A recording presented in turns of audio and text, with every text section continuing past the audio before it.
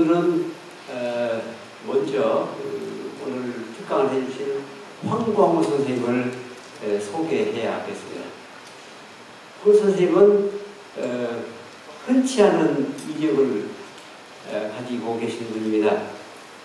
고교 시절에 벌써 박정희 정권의 독재에 대한 시위를 하다가 구속돼서 제적을 당하셨고, 그래서 할 수 없이 검정고시로 대학을 1977년도에 서울대 사회과학대에 입학을 하셨는데, 또다시 반독재 투쟁을 하시다가 구속돼서 감옥에 가시고 또 제적을 당하셔가지고 결국 1998년도에서야 졸업을 하게 되셨어요. 그렇게 약 21년 만에 대학을 졸업하신 편입니다. 그런데 우리가 여기서 주목해야 할 사실은 이런 삶의 와중에서도 황 선생님은 한 번도 고전을 손에서 놓지 않으셨다는 사실입니다. 황 선생님은 민주화운동 그리고 노동운동을 하시던 1980년대에 벌써 정인이란 필명으로 글을 쓰셨어요. 그래서 그때 당시 소외된 삶의 뿌리를 찾아서 뗏목을 이고가는 사람이라는 책을 쓰셨고, 그 후로도 본격적으로 이제 작가로 활동하시면서 여러분들이 잘 아는 철학 콘서트 1, 2, 3권 쓰시고, 그 다음에 인류 역사를 뒤바꾼 위대한 생각들, 철학하라, 고전혁명, 사랑하라 등의 저서를 통해서 고전 독서의 중요성을 강조하시고, 또 인문 고전에 대한 애정을, 한결같은 애정을 보여주셨습니다. 오늘 특강은 서양 철학의 대부격인 소크라테스의 인물과 그 사상에 대한 특강입니다. 참고로 황 선생님은 오늘 강의 중에 적극적으로 질의응답을 하는 학생들 5명을 선정해가지고 오늘 특강의 주제인 소크라테스에 대한 자신의 저서인 사랑하라를 지금 준비해놨습니다. 를 증정하시겠답니까? 그러니까 여러분들 적극적으로 질의응답에 참여하셔가지고 책 한 권씩 하나씩 바랍니다. 자, 그러면 여러분들에게 황광호 선생님을 소개합니다. 네, 반갑습니다. 반갑습니다. 기다리겠습니다.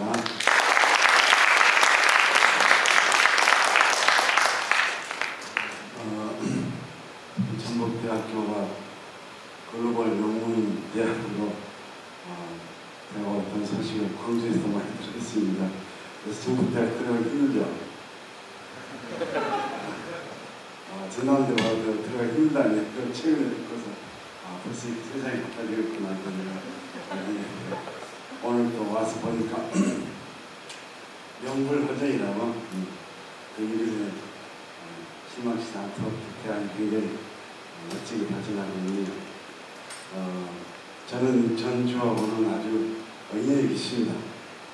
전주에 오면 누군가 저를 기다리는 듯한 그런 설레임을 갖게 됩니다. 전주는 매우 아름다운 도시입니다. 그 전북대학교가 글로벌 명문대학으로 가는 데 있어서 제가 생각할 때 여러분 학생 한 분 한 분께서 이 전주에 대한 자부심을 깊게 갖고 있을 필요가 봅니다. 오늘 본론 들어가기 전에 가볍게 왜 전주가 아름다운 도시인지 한번 여러분들이 저한테 한번 설명 한번 해주시면 생각을 들어가지고, 야, 우리 전주 같은 도시가 전 세계에 없이 하고 한번 이야기하실 분 없어요? 제가 이제 전주로 왔다 갔다 하는데 벌써 이제 30년이 지난 것 같습니다만, 오히려 역사 관련 서적을 뒤적거리면서 전주가 이런 곳이었구나 하는 것을 문득 느끼게 되었었는데, 여러분 지난 조선 왕조 500년 역사가 자랑할 만한 대표적인 자랑거리가 뭘까요? 국보 1호 뭐예요? 성내모이죠. 이건 전 잘못 설정했다. 대문을 국보로 하는 건 안 맞다. 진정으로 우리 조선민족이 500년의 역사 속에서 가장 위대한 어떤 성취를 이룬 것은 뭐냐면 제가 만일 조선 왕조가 남긴 것을 국보 1호로 한다면 그는 조선 왕조실록이라고 말할 수 있습니다. 왜냐하면 전 세계 어느 왕조가 500년 이상 간 왕조 드물고요. 500년보다 더 많이 간 왕조는 신라와 고구려였잖아요. 그죠? 백제, 고구려, 신라가 더 많이 오래 갔고요. 500년 이상 간 왕조가 없습니다. 500년 동안 그 왕의 언행을 체계적으로 기록한 왕조는 제가 알기로는 조선 왕조 유일한 걸로 알고 있습니다. 물론 중국에 가면 원사, 명사, 청사 아주 두터운 왕조사가 있습니다만 그건 전부 사가 개인이 작성한 것이고요. 한 왕조가 체계가 처음부터 시스테마틱하게 기록해 나간 것은 유일하게 조선뿐인 걸로 알고 있습니다. 따라서 저는 조선 민족의 말로 가장 기록을 사랑하는 그런 민족이었던 것 같다. 이런 생각을 하고 있거든요. 라고 했을 때는 조선 왕조실록의 말로 우리 국보 1호로 격상시켜야 한다고 부르는데 여러분 전주가요 또 왕조실록하고 깊은 인연이 있습니다. 뭐죠? 왕조실록 4번이 있었는데 임진왜란 때 다 3개가 타버렸어요. 그죠? 딱 한 번이 살아남아 있었어.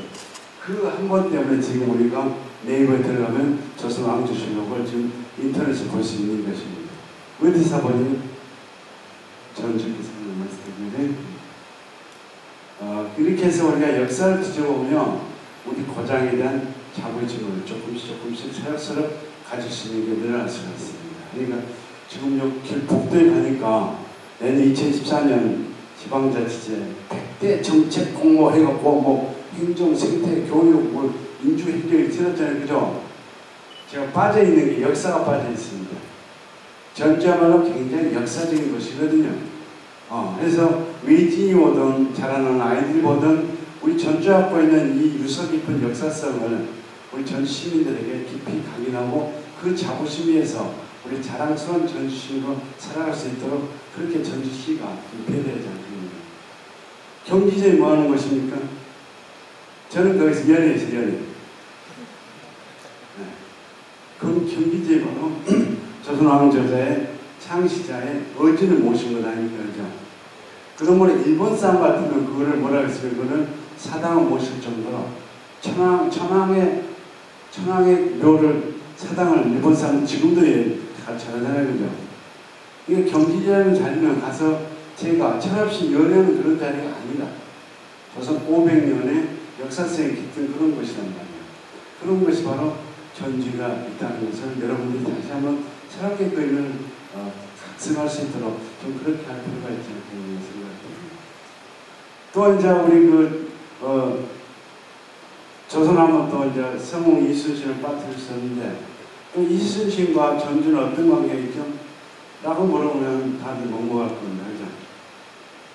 임진왜란 때 조선이 숨통을 유지할 수 있었던 것은 바로 이 호남이 있었기 때문에 가능했다라는 이야기를 다들 공통적으로 평가하는 거죠. 전주가 살아남았습니다. 전주가 일본군한테 넘어가지 않았던 겁니다. 그래서 이순신은 바로 전주에서 과거시험을 받아요.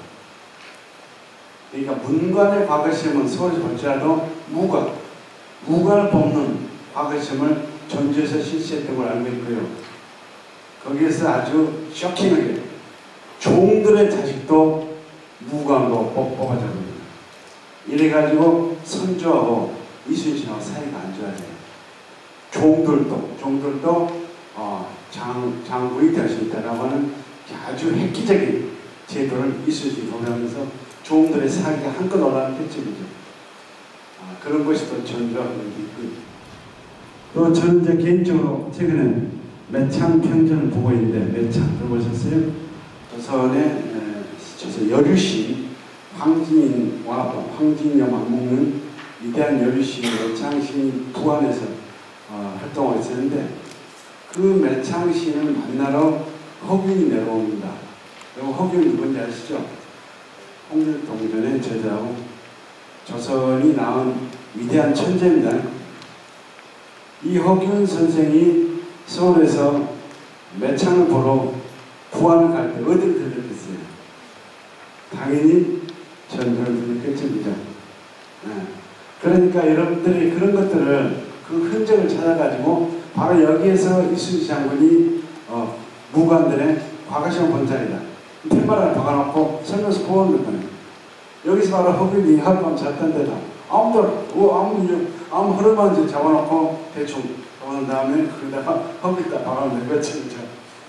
그리고 이제 그 매창시인이 관기였죠. 관기. 우리가 지금 기생어는 조금 이렇게 안 좋게 보는데 이거 잘못된 관점입니다. 관기란 노래, 오늘날 용어로 갖고 계세요? 예술 공무원이죠. 그죠? 예술가인데 국가에서 월급을 타는 예술가. 그죠? 매창이 바로 그 관기였습니다. 그 관기의 성장 과정을 보니까 10살 전후로 체계적인 예술가, 춤도 배우고 노래도 배우고 글도 쓰고 시도 쓰는 그런 예술과정 학교가 있는데 바로 그 학교가 전주에 있습니다. 한번 좀 찾아주세요. 매창이 전주에서 10살 전후로 그 관기 학교를 다니고 그럼 저도 한 번도 전주에서 그게 있는지 꿈에서 못 했는데 책을 읽어보니까 그런 게 쓰여 있어요. 그러면 여러분 누군가가 역사 교수님하고 손잡아가지고 그때 당시 매창의 학교가 어디 있었겠는가 한번 고정하셔가지고 거기다 풀만 하나 박아놓으면 되지 않겠습니까? 그런 걸 지나가는 사람들이 이곳에서 매창의 향기가 풍기는구나. 그래서 다시 한번 전주가 아주 역사적인 역사성이 깊은 도시로 부활될 수 있도록 그렇게 노래가 필요했다고 합니다. 오늘 제 강의는요, 소크라테스 들어가기 전에 뉴턴에 대해서 잠깐 이야기드리려는데 여러분들이 이제 앞으로 한 30년 정도 더 인생의 꽃을 피우기 위하여 걸음을 주고 노력을 할 그런 인생인데 위대한 천재는 그냥 떨어지는 것이 아니고요. 위대한 거인의 어깨 위에 올라서면서 천재가 된답니다. 내가 천재가 되고 싶어서 천재가 되는 것이 아니고 나보다 더 위대한 인간, 위대한 거인의 목 위에 올라섰을 때 그때 천재가 된답니다. 라는 이야기를 바로 뉴턴이 해주었습니다. 뉴턴이 만유인의 법칙, 프린케프를 써놓고 이제 유럽에서 위대한 과학자로 높은 명망을 누리고 있을 때 어떻게 해서 그렇게 위대한 과학을 만들 수 있었냐고 물어봤을 때 제가 알기로는 2가지 이야기한 걸로 기억하고 있습니다. 이 우주는 너무 인간에게 복잡하고 광대하여서 내가 지금 발견한 이 우주 아니면 법칙은 진짜 아무것도 아니다. 마치 어린아이가 넓은 해변가 백사장에서 하얀 조개를 주워가지고 좋아하는 그런 어린아이 같은 정도밖에 되지 않는다 라고 뉴턴은 자기 발견을 겸허하게 표현한 적이 있었고요.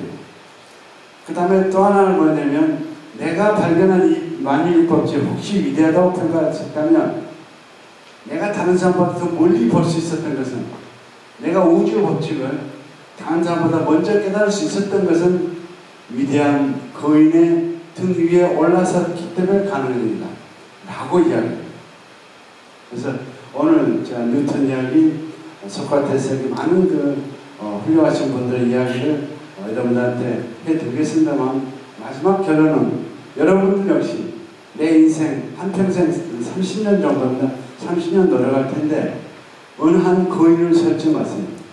내가 종사하는 분야에 이 시대의 거인 누군가, 그 거인 등 위에 올라설 수 있도록 한번 노력해 보시라, 이런 말씀을 여러분한테 제가 전달해 드리고 싶은데요.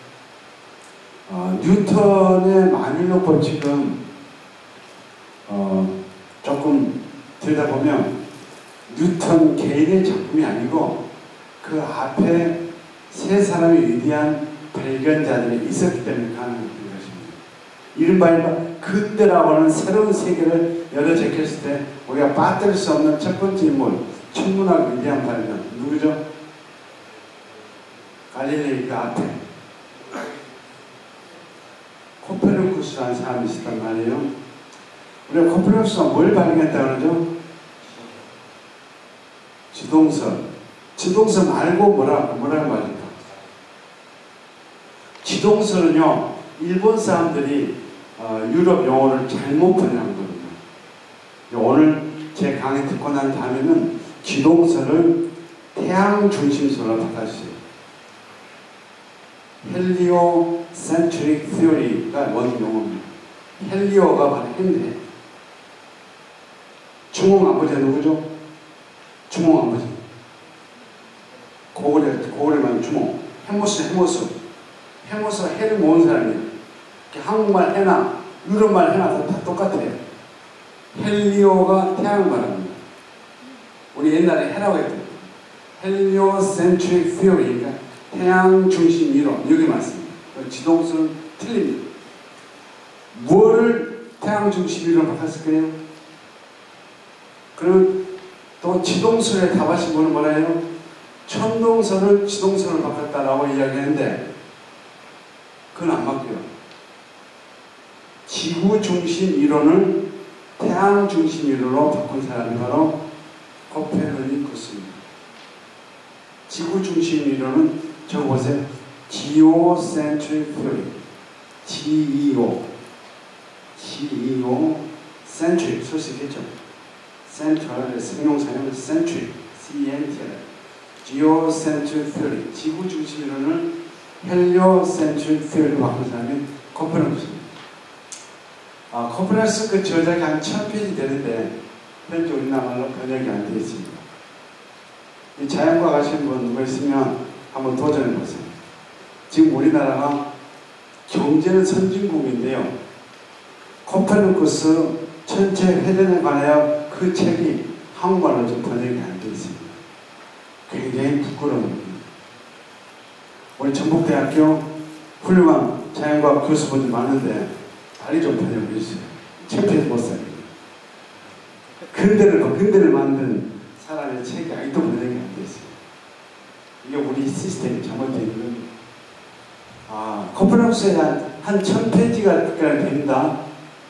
그거를 읽어보면 뭘 할 수 있냐면 이 양반이 발견한 건 진짜 쥐뿔도 별거 아니구나.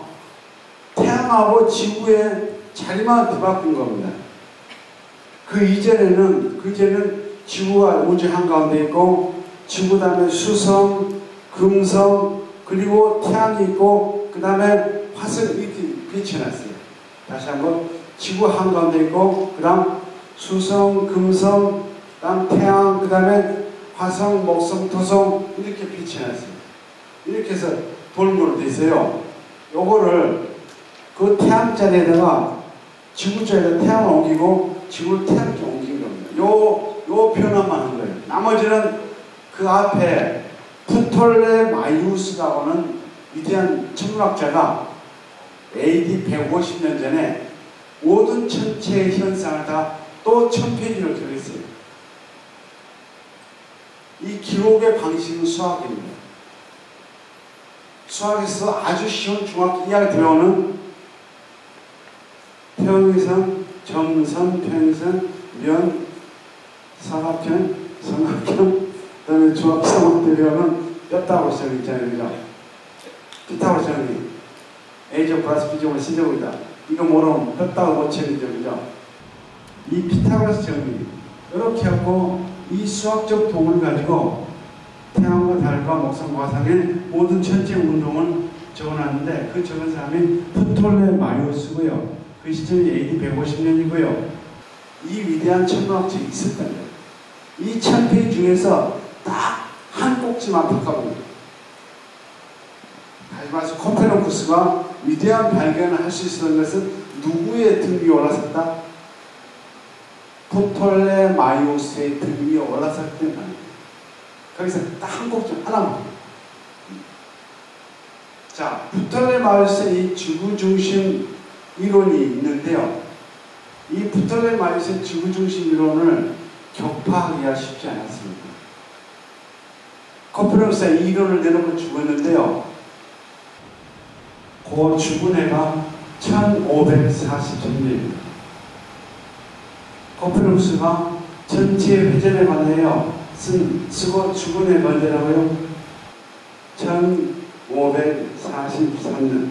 머리전 학생이 좀 빨리빨리 거예요. 숫자가 아주 아름답잖아요. 그죠? 1543. 얼마나 아름다워요. 그죠? 요 해가 바로 나는 근대가 만들어지라고 합니다. 1543년도에 돌아가셨는데 당시만 하더라도 코페르니쿠스 이론이 맞다라고 이야기하는 유럽의 지식이 10명도 안 된대요. 그래가지고 이 코페르니쿠스 이론을 내가 좀 대중화 시켜야 되겠다 라고 자처한 인물, 그 인물이 갈릴레이입니다. 이 갈릴레이는 누구 등에 올라섰을까요? 그렇죠. 코페르니쿠스 등 위에 올라타가지고 갈릴레이가 한 일이 뭐냐? 자, 코페르니쿠스 이론이 잘 안 먹히는 이유가 있었는데요.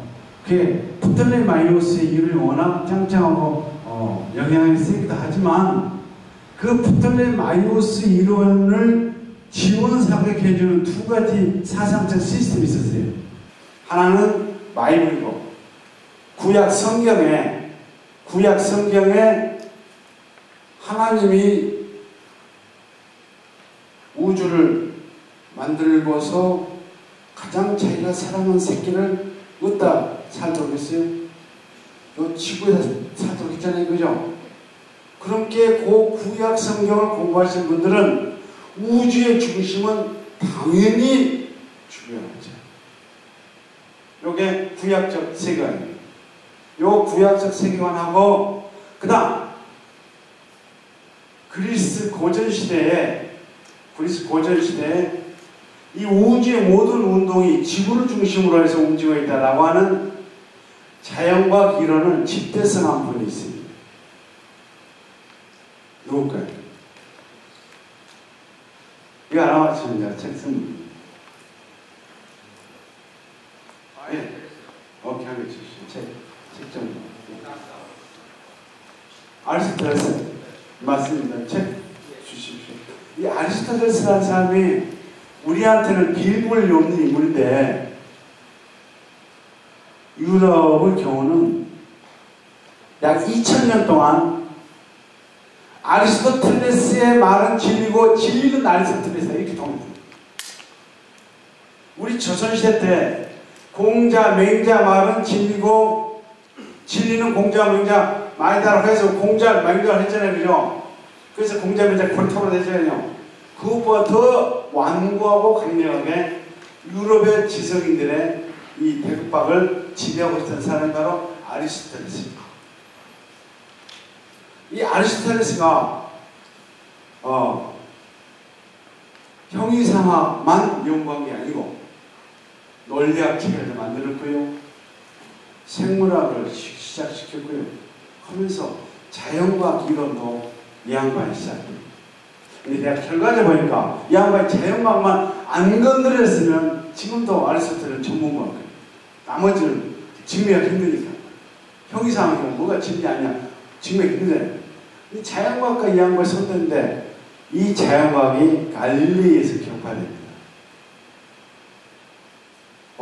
이 아리스토텔레스가 어떤 우주관을 제시했냐면요. 자 보세요. 당시 고대 그리스 사람들한테는 저 태양이 물체가 아니고 신입니다. 헬리오스라는 신입니다. 해가지고 동산에 달이잖아요. 우리 조선시대 사람들한테는 해와 달이 문학적으로 많이 표현되는데, 저 동산에 떠오른 달이 물체가 아니고 신, 셀레네라는 신. 마찬가지로 수성, 금성, 화성, 목성, 뭐예요? 주피터, 다 신. 네. 그러니까 이 고대 사람들한테 천체에 반짝이는 저 별 한 명, 행성 모두가 다 신이었고요. 그래서 이렇게 생각했습니다. 지상에 존재하는 모든 생물체는 피었다 뜻이잖아요. 피었다죠. 필멸. 생선과 소멸을 반복하는 필멸에 존재를 한다면 신의 본질적인 뭐죠? 신의 본질 뭐죠? 필멸의 반대. 불멸이에요, 불멸. 하늘에 떠있는 모든 것은 다 신이고 신은 불멸입니다. 지상에 있는 모든 생물명, 무생물은 다 태어났다가 죽어서 썩어 없어지는 필멸의 존재입니다. 이렇게 두 가지로 나누어서 봤습니다.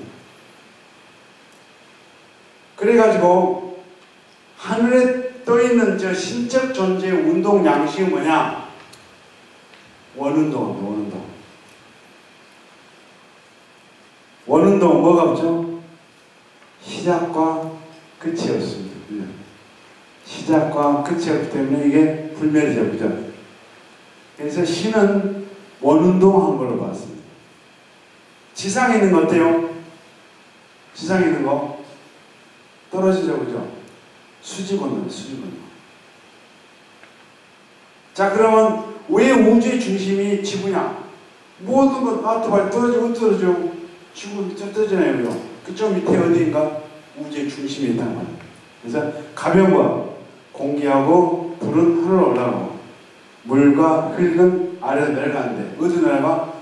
우주의 중심으로 내려간다고 것입니다. 그래서 우주의 중심은 지구고 이 지구를 중심으로 하늘이 있는 신적인 존재가 원운동한 걸로 보았던 것, 이것이 바로 아리스토텔레스의 우주관입니다. 근데 이 아리스토텔레스 우주관이 워낙 체계적이어가지고 2000년 동안 아무도 여기에 대해서 대항할 수가 없었어요. 여기에 대항해갖고 이긴 사람이 누구예요? 그게 바로 갈릴레오입니다.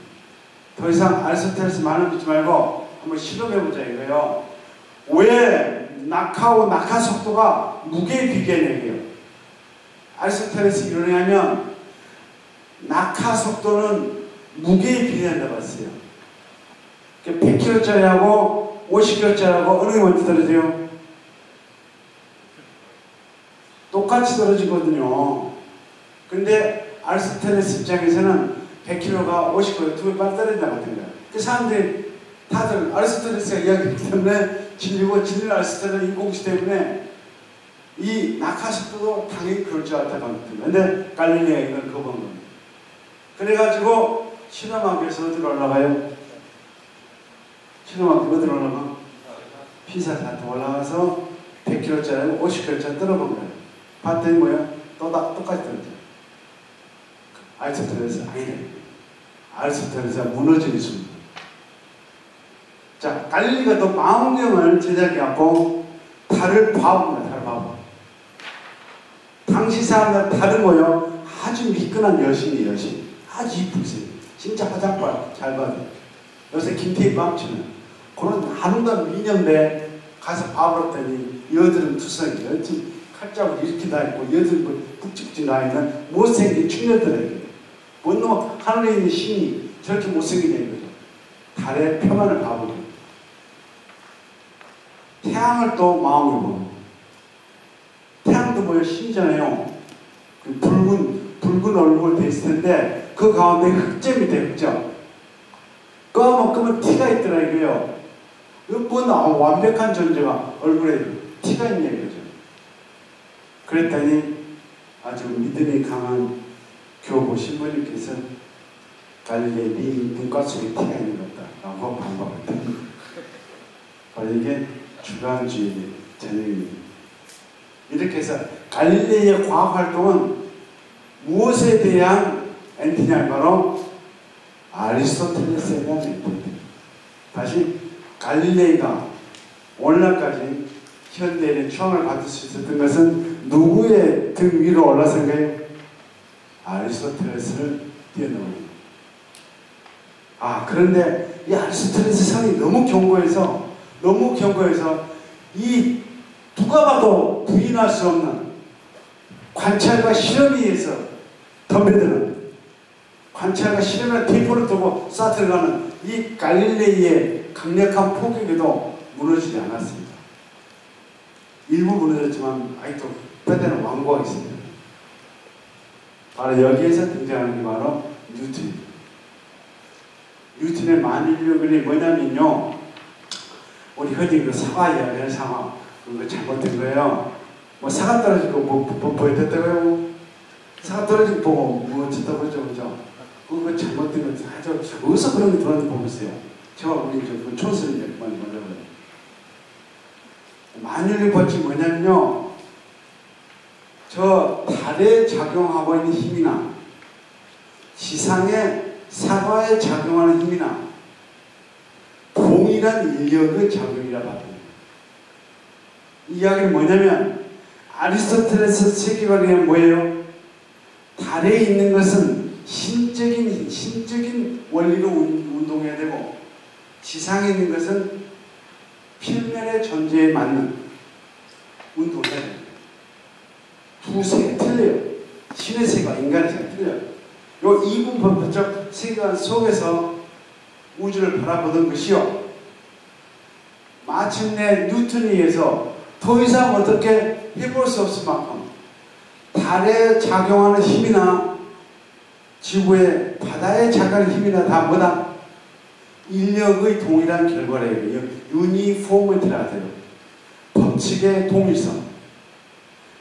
달에 운동하는 운동 법칙이나 지상에 작용하는 운동 법칙이나 똑같은 법칙의 결과되게. 그건 뭐예요? 뭐가 무너진 거예요? 아리스토텔레스의 이분법적 세계관이 더 이상 견딜 수 없게 됩니다. 여기서 바로 뉴턴에 의해서 이제 근대과학이 완벽하게 쓰게 되는 거예요. 이걸 이론으로는 유니포머티라고 이렇게 이야기해요. 자, 그런데 뉴턴이 이렇게 위대한 발견을 할 수 있었던 것은, 여러분 뉴턴 편견을 읽어보시면 밑에 들어가는 만유력 법칙의 밑에 R제곱 분의 질량 M1H 나오거든요. 그래비티 이꼴 K 상수하고 분모의 거리의 제곱 R제곱이라고 들어가요. 그리고 위에가 질량 달과 지구 두 질량이 곱이 들어간단 말이에요. 그 R제곱이 왜 들어가냐, 이걸 갖고 많이 연구를 했더라고요. 근데 이게 어떻게 해서 뉴턴이 갖게 되냐면, 달가지고 그 앞에 누가 있었죠? 케플러가 있어요. 케플러가 타원 운동 법칙을 발견해요. 그러니까 코페르니쿠스가 태양 중심 이론을 이야기했을 때만이라도 지구가 태양을 어떻게 돌아요? 완벽한 원운동한 걸로 그랬어요. 코페르니쿠스만 하더라도 태양과 지구의 위치는 박스구이지, 지구나 화성이나 금성이나 목성 전부 태양 주위에 도는 것들이 완벽한 원운동을 돌고 있어요. 근데 완벽한 원운동을 회전한다고 했을 경우 도저히 관측 위치가 안 맞더래요. 케플러에 의하면. 그랬더니 왜 이렇게 수치가 안 맞냐 해가지고 이런저런 저런 가설을 세워봤더니 이게 타원 가설을 세워보니까 맞더래요. 그래서 케플러에 의해서 세 법칙이 나옵니다. 하나는 타원, 지구는 태양을 타원을 도합니다. 두 번째, 태양을 돌 때 짧은 거리가 있고 먼 거리가 있잖아요. 짧은 거리 지나갈 때와 먼 거리 갈 때 쓸고 지나간 면적이 똑같다. 세 번째는 태양과 지구 떨어지는 거리의 제곱과 도는 공전주기 세제곱이 비례하다. 이런 법칙이 나옵니다. 이 세 번째 공식, 주기의 세제곱 이꼴 비례함수 K하고 R제곱. 요거를 갖다가 살짝 가속도만 넣으면 만질 볼수 나오게 됐어요. 자연과학 이과 하신 분은 다 이해할 거예요. 문과 학생들 지금 건설해야 될지 그럴 것이고요. 그런데 치고요. 이 케플러가 있었기 때문에 뉴턴의 만일론 법칙이 있었던 것입니다. 다시 한번 말해봅시다. 뉴턴은 누구의 등이 올랐고요? 케플러의 등이 올랐다. 뉴턴의 개인 생을 보면 아주 인상적인 대목이 있는데요. 제가 이제 철학것을 쓰면서 이것마다 10권의 고전, 10권의 인물들을 소개하는데요. 2권에서 뉴턴을 소개하면서 연구를 해보니까 근데 중고등학교 때 초등학교 때 몰랐던 사실이 너무 발견해서 재밌었는데 위대한 인간들 중에서 뉴턴만큼 불행한 어린이집이 없어요. 우리가 가장 불행한 게 뭐라죠? 유복자. 엄마 뱃속에서 아버지 뒤집었어. 엄마 뱃속에서. 그 다음에 제일 모질이 뭐라죠? 제일 모질이는 저 새끼 뭐지? 저 새끼 팔푼이다. 팔푼이. 저 새끼 팔푼이 8도만 나왔다 이게요. 막 나오면 얘가 주먹만 하거든요. 근데 8달이면 어떻게 했어요? 요 주먹이 절반 정도겠죠. 주새끼만 하겠죠. 8달이니까. 이게 안 나와서 모르죠. 8달이면 진짜 요 주먹 3분의 2 정도. 인큐베이터 들어가야만 되는데 8분이나 나오면 또 얼마나 건강이 안 좋겠어요. 근데 또 그 엄마가 희한한 엄마고 뉴턴 4살 때인가 시집가버려요. 아들을 할머니한테 맡겨놓고 써가지고 그죠? 그죠? 아이한테는 어머니가 하는 일이잖아요. 근데 또 싸가지 없는 게 뉴턴 중학교 다닐 때 또 그 엄마가 재혼한 남편이 또 죽었나 봐. 뉴턴 엄마는 남편이 둘 죽었어. 그게 다시 또 친정집에 가가지고 친정집 가가지고 자기가 친정 엄마랑 나 피떡이 날 동안 뉴턴을 다시 사는데 이제 집안 농사짓사람이 없어. 그 뉴턴 중학교 다니고 있는데요. 대학시키고요. 농사지어요. 재밌죠. 그래갖고 뉴턴이 농사 짓는다고 들로 산업 다니면서 맨날 풍차 속도 계산하고 음원 제품합니다. 그러면 뉴턴의 이제 엄마의 남동생 외삼촌이 누나 이 아들은 농사 지을 애가 아닙니다. 공부를 시켜야 된다 해가지고 다시 이제 고등학교 들어가고 그 대학을 다니는데 워낙 아버지는 안 계시니까 힘들게 다녀서 근로자 학생. 그래서 정말로 근로자 학생으로 4년 동안 다녔는데 재밌는 것은 여기 멘토 멘티 있잖아요. 물론 쓰셨는데 없었네요. 멘토 멘티. 여러분들요 인생을 훌륭하게 살려면요 위대한 멘토를 꼭 붙여야 돼요. 거의 누구지 하나인데 훌륭하신 내가 나한테 아주 훌륭한 좋은 충고를 해줄 수 있는 그런 물건 한번 발견하셔야 되는데 뉴턴한테 바로 훌륭한 일이 있었어요. 베로우라고 하는 아주 양심적이고 진보적이고 아주 명석하고 아주 헌신적인 아주 위대한 스승 교수가 있었는데 이 베로우라는 교수가 뉴턴한테 당시의 신학문 당시 유럽, 프랑스, 이태리 쪽에서 일고 있었던 갈릴레이, 데카르트 이런 과학자들 다 설명해 소개해 줄 거예요. 그 다음에 뉴턴의 그 가난한 사정과 그 명석함을 일찍 꿰뚫어보고 뉴턴 26살에 자기 교수직을 뉴턴한테 주고 자기는 손 털털 털입니다. 멋있죠, 그죠? 박수 한번 쳐보시오. 나는 뉴턴만 들어보시는데 뉴턴을 키운 베로우라고 하는 스승이 참 대단하다. 어느 교수가 자기 교수직을 그것도 나이도 이제 26살밖에 안 된 애한테 뉴턴 자네가 나보다 낫네. 자네가 이 교수 이겨봤어. 난 나가 살래. 하고 뉴턴이 26살 때 교수가 돼가지고 이제 그렇게 해가지고 가난을 이겨내는 그런 아름다운 스토리가 뉴턴한테 있습니다. 불행하게도 여러분 뉴턴 평균이 대한민국에 없습니다. 현재 대한민국은 경제력은 세계 몇이죠? 경제력 10위권이 되는 거죠.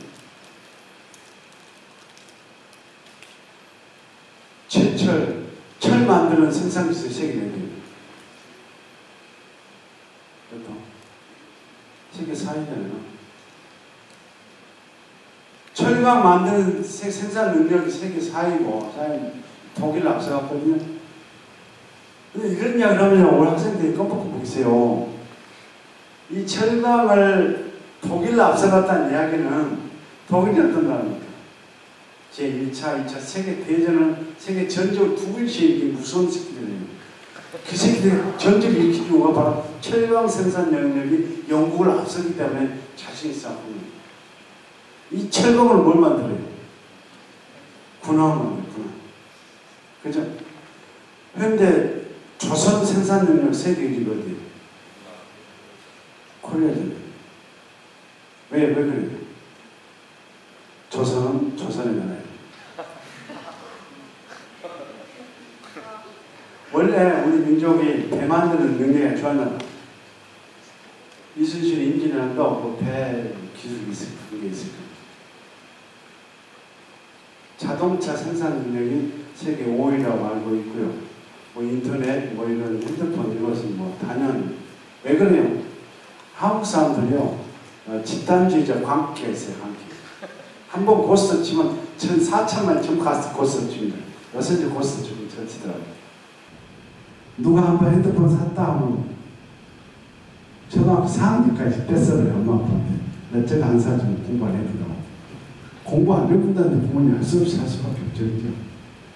그래서 이 핸드폰이 공을 빨리 되고 나도 세종대왕이 한 600년 앞에 내다보면 이 자판이죠. 자판. 이게 한글만큼 자판을 빨리 칠 수 있는 문자가 없어요. 아세요? 영타 한번 쳐보세요. 영타 치면 A, I, O, U 어디가 있어요? 이상한 데가 있죠. 그죠? 우리는 왼쪽이 자음, 오른쪽이 모. 내가 한꺼번에 자음모 같이 합니다. 그죠? 영타를 때 영타는 A, B, C, D, Z까지 지금 개빵 다 있잖아요. 찾아차요. 영타보다 한타가 2배에서 3배 빨리 치게 돼 있어요. 그 다음 중국 것이 적었어요. 중국 것이 어떻게 중국 발음을 로마자 바꾸고 F9 눌러가지고 같은 동일 계열 발 찾아가지고 또 올리고 다시 또 그 직접 반복하죠. 그죠? 6개 발음입니다. 한타가 일본 어떨까요? 더 개판이죠. 그죠? 아따고시 하면 또 히라카나 대주고 그 안에 한자 또 로마자 받고 하잖아요.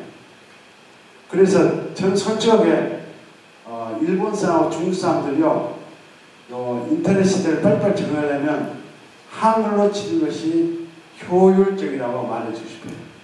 뭐 다른 이야기 필요 없어요. 그 쓰든 안 쓰든 그거 알아서 읽고 한글로 치면 못 칠 글자가 없고요. 그죠? 원래 그렇게 만들어놨잖아요. 중국어든 일본어든 발음이 나오는데 발음이 안 되는 글자가 없어요. 그죠? 못 칠 글자가 없고 그들 글자가 왜 로마자를 써요? 쪽팔리게. 왜 로마자를 써? 한타로 쓰지. 그럼 바로 나와버린디. 그래서 그런 어드바이스를 일본 친구, 중국 친구한테 해주세요. 농담 아니에요. 우리 전국대학교 글로벌 명문대학교는 미래 지향형이 아니에요. 현재 진행형이야지. 이런 이야기 해줘야 영문 글로벌이지.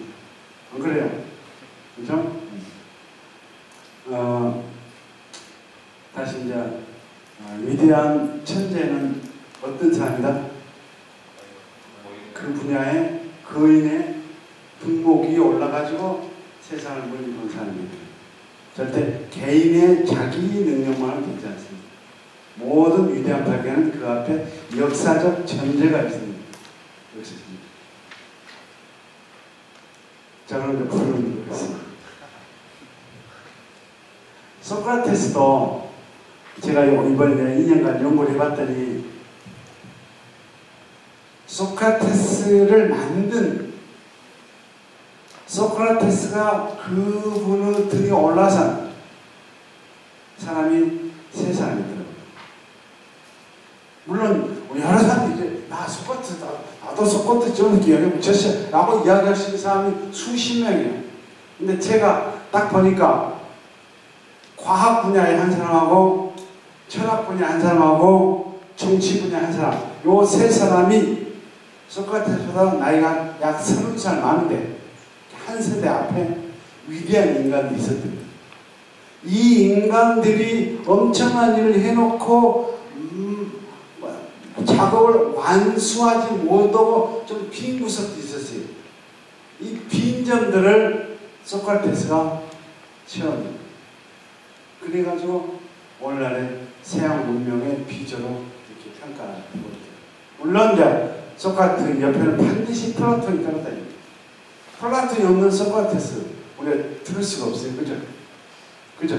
소크라테스는 플라톤 마치 운이 없는 네이버스. 소크라테스하고 플라톤은 딱 책 속에 딱 붙어 있어가지고 근데 띄어낼 수가 없습니다. 자, 그러면 이 소크라테스가 넘어선 소크라테스 올라탄 과학의 위인과 철학의 위인과 정치의 위인 이 3사람에 대해서 제가 간단하게만 말씀을 올리겠습니다. 한 분은 아낙사고라스라는 과학자고요. 한 분은 프로타고라스라고 하는 철학자고요. 한 분은 페리클레스라고 하는 정치가. 여러분 여기서 익히 들어본 사람 누가 있어요? 멍멍하죠? 누구 들어봤어요? 자, 다시 한번 과학자의 아낙사고라스가 있고요. 철학자의 프로타고라스가 있고요. 정치가의 페리클레스가 있습니다. 근데 여러분들 저 강의 들으면 좀 들어본 사람이어야 되는데 너무 낯선 이름은 재미가 없으니까 들어본 사람 누구요? 페리클레스 들어보셨고 또 프로타고라스는 우리 때는 중고등학교 윤리 시험에 등벌 몇 년이었거든요. 지금도 나와요? 수능시 윤리 나와요? 인간은 마음을 적당히 했잖아요. 그럼 아낙사는 빼볼게요. 아낙사 빼볼게요. 재미없으니까 책 한번 사서 읽어봤으면 잘 나와있어요. 책상사로 나온 거 아닌가? 오해하지 마시죠. 그럼 프로타고라스 이야기할게요. 제가 중고등학교 때 이제 마무리 척도는 인간이라는 말로 가로놓기 하면 무조건 이제 프로타고라스인데 그때 선생님들이 왜 프로타고라스가 위대한 인물이든지 이 명제의 의미가 무엇인지를 제대로 설명을 못해 주셨더라고요. 제가 공부를 해보니까 2가지가 있습니다. 자, 프로타고라스가 만물을 척도 인간이라고 이야기했을 때 당시 고대 그리스의 지식인 및 일반 사람들은 만물의 척도는 뭐라고 봤을까요? 자, 손들어. 좋습니다. 한번 이야기해 주십시오. 만물의 척도는 아까 얘기했잖아요. 신명. 그만큼 당시 고대 그리스 사람들은 종교적인 그런 민족이었어요. 말이 종교적이지 허벌나게 미신적이세요. 미신. 전쟁하는데 활 한번 쏠 때도요. 활 한번 쏠까 말까도 짐승 하나 잡아 짐승 내장 틀어갖고 짐승 냄새가 좋으면 이거 괜찮게 괜찮아. 짐승 내장 써서 활 쏘면 이랬던 민족이에요. 일본 놈들 우리나라 갖고 왜 한국 사람들 이렇게 미신 많이 그랬잖아요. 그죠? 실제 우리가 무당이 많았었고 실제 무당이 많았고 그 무당 많이 있다고 일본 놈들이 한국 사람들 이렇게 미신 많이 쓰고 그냥 미신 다 없애라 해갖고 성황사도 없애고 그랬잖아요. 그렇단게 야 우리 전통 일본이 항상 싹 없애버렸잖아요. 그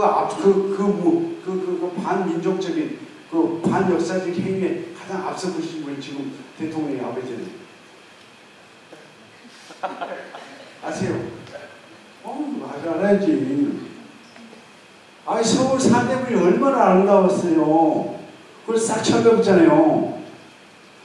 우리 전주가 얼마나 아름다운 도시인데 왜 저 아파트 들썩고 잘 되는 것 같죠? 후회할 날 반드시 오게 돼 있어요. 유럽은 안 그렇잖아요. 다 중세대 도시 그랬잖아요. 왜 우리 아름다운 도시를 다 허물고 그 위를 짓냐 말이에요. 아름다운 도시 놔두고 좀 멀리 가치면 될 거 아니에요. 그죠? 고대 그리스 사람도 무지무지 미신적인 사람이 있어요. 전쟁 뭐 칠 때, 화랑을 쏠 때 짐승 내장 올려봤다니까요. 그래서 모든 마음을 적던 거라 신이 이게 상식이에요, 상식. 신의 말씀이 뭐냐? 그게 노모스가 그들의 법입니다. 자, 고대 아테네인들이 지켜야 할 법이 있어요. 그 법은 델포의 신전에 가면 피티라고 하는 무녀가 있어요.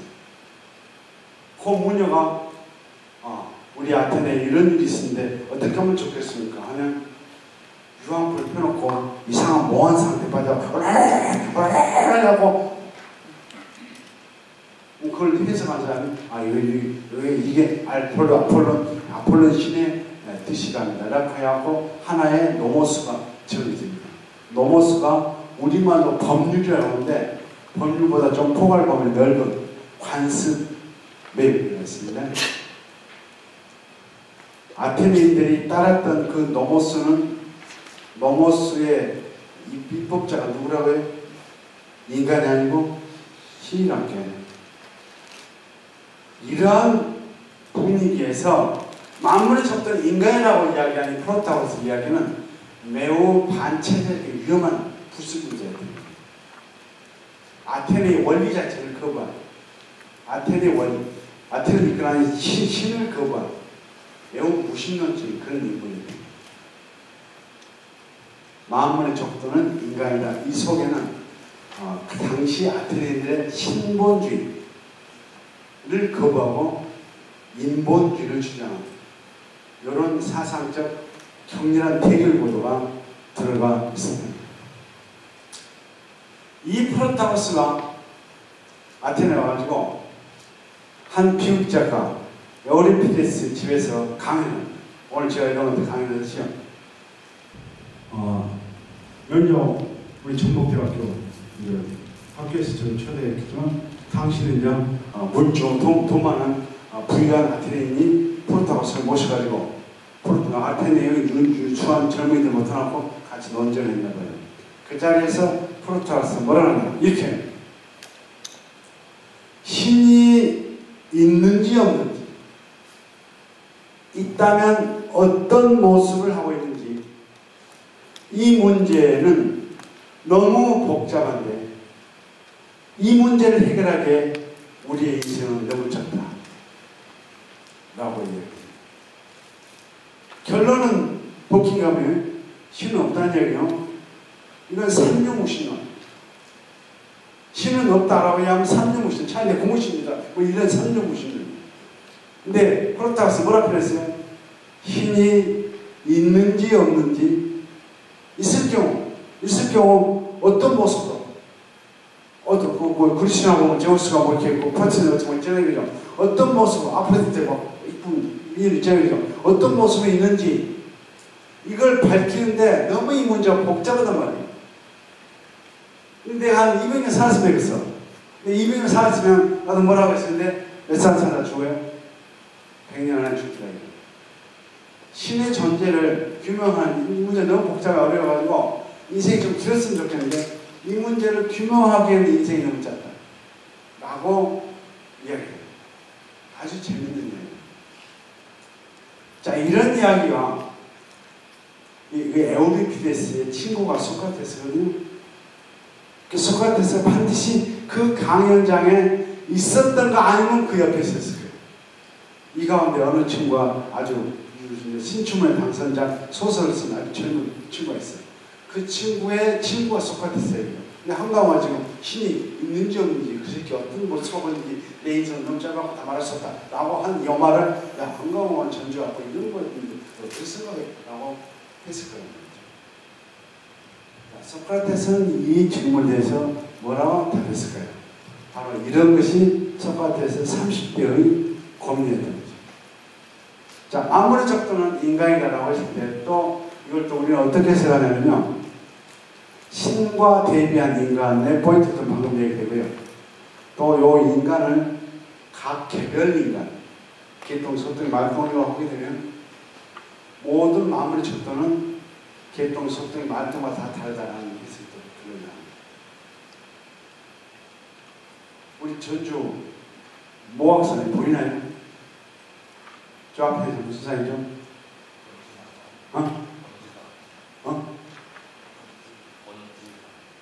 요 앞에 산이요? 건지산이요? 저 산의 모습이 누가 봐도 동일하다, 똑같다, 이런 입장이 절대론적 입장이고요. 저 산은 개똥이에 보이는 저 산과 말똥에 보이는 산과 소똥에 보이는 전부 틀리다 라고 하는 여기 상대론이 되겠습니다. 자, 김태희 얼굴, 개똥, 말똥, 소똥이 취향에 따라서 전부 달리고 있을 때입니다. 그죠? 이게 뭐라고요? 상대론이 되겠습니다. 김태희 모습은 누가 봐도 미녀다. 이게 절대론입니다. 자, 프로타고라스가 바로 이 상대론을 아테네 사람들한테 이야기합니다. 내가 당시 그리스의 폴리스가 500개 있었는데 폴리스를 다 방문해 봤더니 폴리스마다 전부 노모스가 다 다르더라. 왜 이렇게 다르냐? 노모스가 신의 것이라 하면서 바로 노모스도 인간이 만든 것이고 법이 인간이 만든 것이고 그 법은 그 인간, 그 민족, 그 도시마다 전부 다르더라 이거예요. 근데 아테네 것이 왜 아테네 것만 유일하게 신의 것이라고 고집할 수 있는 건 뭐가 있는 거예요? 맞아요, 틀려요? 이 프로타고라스 이야기 맞아요, 틀려요? 맞잖아요. 아테네 법도 따라 있고 스파르타 법도 테레 전부 틀린데 그 중에 어느 것이 유일하게 절대적으로 옳다고 이야기할 수 있는 거예요? 다 나라마다 그 역사와 풍속과 문화 속에서 나오는 거예요. 자, 이게 상대론적 사고입니다. 저는 상대론적 사고를 비교적 즐깁니다. 저는 신호등 안 지킵니다. 왜 도로의 주인이 인간이 왜 차이가 돼요? 기분 아파 죽겠어요. 우리가 언제부터 차에 피해 다녔어요? 안 그래요? 도로의 주인이 인간인데 왜 내가 차에 피해 다녀요? 이 시끄러다 발발 안 가. 당당히 그러네요. 이게 상대론적 사고입니다. 근데 이 이야기를 초등학교 3학년 교실하고 도로의 주인은 인간이므로 차와 무관하게 보행을 하라 라고 하시면 제가 사과를 하죠. 아이들한테는 절대로 가르쳐줘요. 성장하는 청소년한테 절대로 필요한 윤리가 필요해요. 하지만 성숙한 어른이 되면 스스로 자율적 판단 능력이 있으면, 사고 능력이 있으면 차가 오면 안 가고 차 오면 버스 오죠. 걸어가죠. 차가 안 오는데 붉은 신호 있대 안 건너가요. 모질이 새끼지. 안 그러세요? 내 이야기 동의가 아니야. 참 답답해 죽겠어. 차 안 와. 아, 그럼 빨간 신호든 붉은 신호든 건너가야 할 거 아니에요. 그죠? 내 신체 이전이 잘 나한테 있는 거 아니에요. 대한민국 헌법에 보자면. 왜 붉은 신호 있대 안 건너가세요? 사람들이 내 이야기를 동의하는 영국을 같이 여행 가봐야 돼요. 런던에 갔더니, 아, 런던 역시 저가 스리냐고. 아, 똑같아. 도로에 신호등 켜는 주체가 보행이죠. 그래가지고 신호등이 3개 있어, 3개. 중간에 돼 있어. 아, 건너기 시작할 때 누르고 가고. 그럼 차한테 오지 말라니. 그다음 중간에 가고, 그 다음에 건너지 말 건지를 내가 판단해가지고, 건너가면서 누르면 차 오지 마라. 그다음에 차가 오지 마라. 이렇게 해서 3개의 신호등이 있대요. 아, 그래서 런던에 보행처럼 나오고 똑같아요. 재밌어요.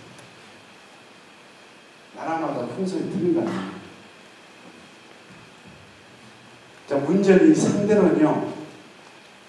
이 상대론적 사고를 하게 될 경우 이게 좀 사고를 쳐요. 상대론이 어떤 사고를 칠까요? 상대론적 사고에 익숙하면 특히 잘하는 청소년, 여러분까지 포함합니다. 상대론적 사고에 익숙하게 되면 좀 문제가 발생돼요. 뭐가 발생될까요? 다시 지배 체제를 비판하고. 아니, 당근이죠, 당근이죠. 철학적. 옳은 게 없어져요. 옳지, 옳은 게 없어집니다. 진리가 없어집니다. 다 그렇잖아. 길동이가 보고 또 진리고, 말동이가 보고 진리고, 소동이가 보고 진리고, 또 각동이가 보고 진리고, 염소동이가 보고 진리기 때문에 진리가 많은 거예요. 진리가 없는 거예요. 진리가 많다는 건 좋은데, 진리가 많을수록 어떻게 돼요? 진리의 효용이 떨어지고 진리는 없다라고 없습니다. 진리의 회의주의자가 될 가능성이 높아요. 네. 그 다음에 또 뭐가 될까요? 회의를 하다 보면 인생이 왜 살아? 어차피 뒤질 거. 공수래 공수. 빈소로 왔다 빈소로는 인생이 뭐가 있냐라고 하는 염세주에 빠질 가능성이 있습니다. 아, 염세주를 누가 나한테 이야기하면 저도 꼼짝 못해. 아무 생각이 없어. 그래, 네 말 맞다. 너에서 컨디션이 안 좋은 것 같다. 등산에 갔다 와. 염세주는요, 컨디션하고 비교하면 컨디션이 안 좋을 때 염세주에 빠져요. 몸 컨디션이 사회적 관계에서나 개인적 건강 상태에서 컨디션이 안 좋을 때 왜 인생 사냐는 그 친구들 등산을 했습니다. 이 상대주의는요, 회의주의하고 불가지론하고 염세주의 이렇게 합니다. 자, 이 프로타고라스의 이 이야기를 고르기아스라고 하는 양반이 이렇게 표현해요. 재밌습니다. 적어보시죠. 꼭 적어갖고 학교 걸렸을 때 해봤습니다. 뭐라고 했냐면요, 진리는 존재하지 않는다. 첫 번째, 진리는 존재하지 않는다. 두 번째, 진리가 있다 해도 알 수가 없다. 세 번째, 내가 그걸 알아도 너한테 전달할 수 없다. 재밌죠? 이거 진리 대신 자꾸 넓었어요. 사랑하는 여자를 놔두고 놓고, 야, 너가 있어, 없어? 나한테 이거 없니? 첫 번째, 없다, 이거 없다. 두 번째, 네가 있다 해도 너의 아름다움을 모르게. 세 번째, 너의 아름다움을 인식할 수도 남한테 표현할 수가 없어. 이것이 되는 겁니다. 이 고르기아스의 세 명제는 평소에는 잊어버리시고요. 가끔 헐찍거렸을 때 한번 떠올려보세요. 여기다 사랑도 넣어보고, 법률, 법 전문가에게 적어줘. 법에 정의가 있어, 없어? 정의는 없는 것이다. 있다 해도 인식이 없습니다. 인식하도 내가 누구들한테 전달할 수 있는 것이다. 이렇게 됩니다. 여기다 고기 같은 추상명사를 넣어놓고 한번 생각하는 기회를 만들어주십시오. 바로 이 프로타고라스 고르기아스가 누구? 소크라테스가 올라탔던 위대한 거인이었던 것입니다. 그래서 프로타고라스의 상대론적 사고로 가게 될 경우 아테네의 청년들이 전부 사고가 무너질 수밖에 없다. 이거 어떻게 저걸 견뎌낼 것인가? 하여 소크라테스적 절대론적 사고가 나오는 거예요. 유지적 사고가 나오고 목적론적 사고가 나오고. 그 다음 아까 또 있죠. 페리클레스는 전무후무한 인류 역사가 만든 정치인 중에서 가장 위대한 정치인이라고 해도 이유를 제기하기 힘듭니다. 이 페리클레스가 바로 소크라테스 앞에 있는 페리클레스가 아테네의 위대한 유네스코에 들어가는 유네스코 세계문화 인류 문화유산 1호 뭐죠? 아테네 있는 거 파르테논 신전을 재건한 사람입니다. 447년에서 430년 15년 걸렸고, 요 사이 때 소크라테스가 20대에서 40세로 성장해요. 소크라테스는 나이 20살 때부터 올라가기 시작하는 저 파르테논 건물을 봐가면서 파르테논 건물이 다 지어졌을 때 남들 성숙한 사상 과정이 파르테논과 소크라테스의 젊음이 뗄래댔었듯이 그 파르테논을 누가 지었다고요? 페르클레스라는 위대한 정치가 만든 겁니다. 저는 제일 부러운 거요. 재판이 당시 배심원제도입니다. 전문 판검사가 없어요. 법학대 와서 이런 얘기 되나? 법학대 전문대회인데 당시 그리스 사람들한테는 전문 법조인이 없어요. 모두가 다 판사, 신이, 배심원이에요. 그래갖고 그날 내가 배심원으로 아침 9시부터 오후 5시까지 수호에 대해서 판단하잖아요. 그러면 하루 일당 10만 원 던져요. 앉아있게 오면 일당 준다니까요. 그래서 아테네 노인들이 좋아했어요. 한일은 노인들이 거기 하나님의 재밌는 속사에 듣고 자기가 왕이냥 확 풍기라고 끝날 때는 돈좀 먹었잖아요. 집에 가면서 피자 한 덩이 사고 집에 가면 손자들 줘. 할아버지 이뻐하면서 피자 잘 사들 거 아니에요. 그죠? 이제 손자들이 뽀뽀해주고. 그 맛에 저렇게. 요 배심원 제단, 배심단이 이 땅을 제공한 게 페르클레스고요. 더 재밌는 것은 위대한 당시 비극 작품을 하루에 3편씩 공연해요. 이 비극 작품을 아침 9시부터 오후 5시까지 보면 하루 일을 꽁치잖아요. 그죠? 근데 건설 노가다 뛰어야 되는데 오늘 돈 벌까? 가서 비극 공연 벌까? 일은 일은 공시기 때문에 비극 공연 못 가잖아요. 그래서 페르클레스가 비극 공연 보면 빵 주고 일당의 반인치 15만 원 주고. 우리 전주 강조들이 이랬으면 좋겠어요. 1년에 단 하루라도 어떤 전주의 어떤 축제 행사나 해놓고 그때 아주 훌륭한 여기 같은 전주 판소리 같은 거 판소리 경연도 있잖아요. 그런데 다 해놓고 거기 온 사람한테는 중국 사람한테 10,000원씩 딱 주는. 얘들 허벌나죠, 그죠? 그죠? 그런 거 해봤어요. 이게 페르클레스 아닙니다. 근데 이 페르클레스를 보면서 소크라테스가 씹어봅니다. 이게 바로 소크라테스가 왜 죽게 되는가 연관되는 건데, 페르클레스는 객관적으로 가장 위대한 정치이고 또 아테네 스스로 가장 자부하는 위대한 정치가인데, 야 페르클레스 나보다 한 살 안 되는 정치가 나야만 소크라테스가 치고 왜 페르클레스가 그러면 지가 한 게 뭔지 조선소를 만들고 성벽을 쌓고 배나 만들고 시민들한테 돈이나 나눠줄지 빵이나 나눠줄지 지가 시민들의 영혼을 고상하게 끌어올리는 데 뭐였니?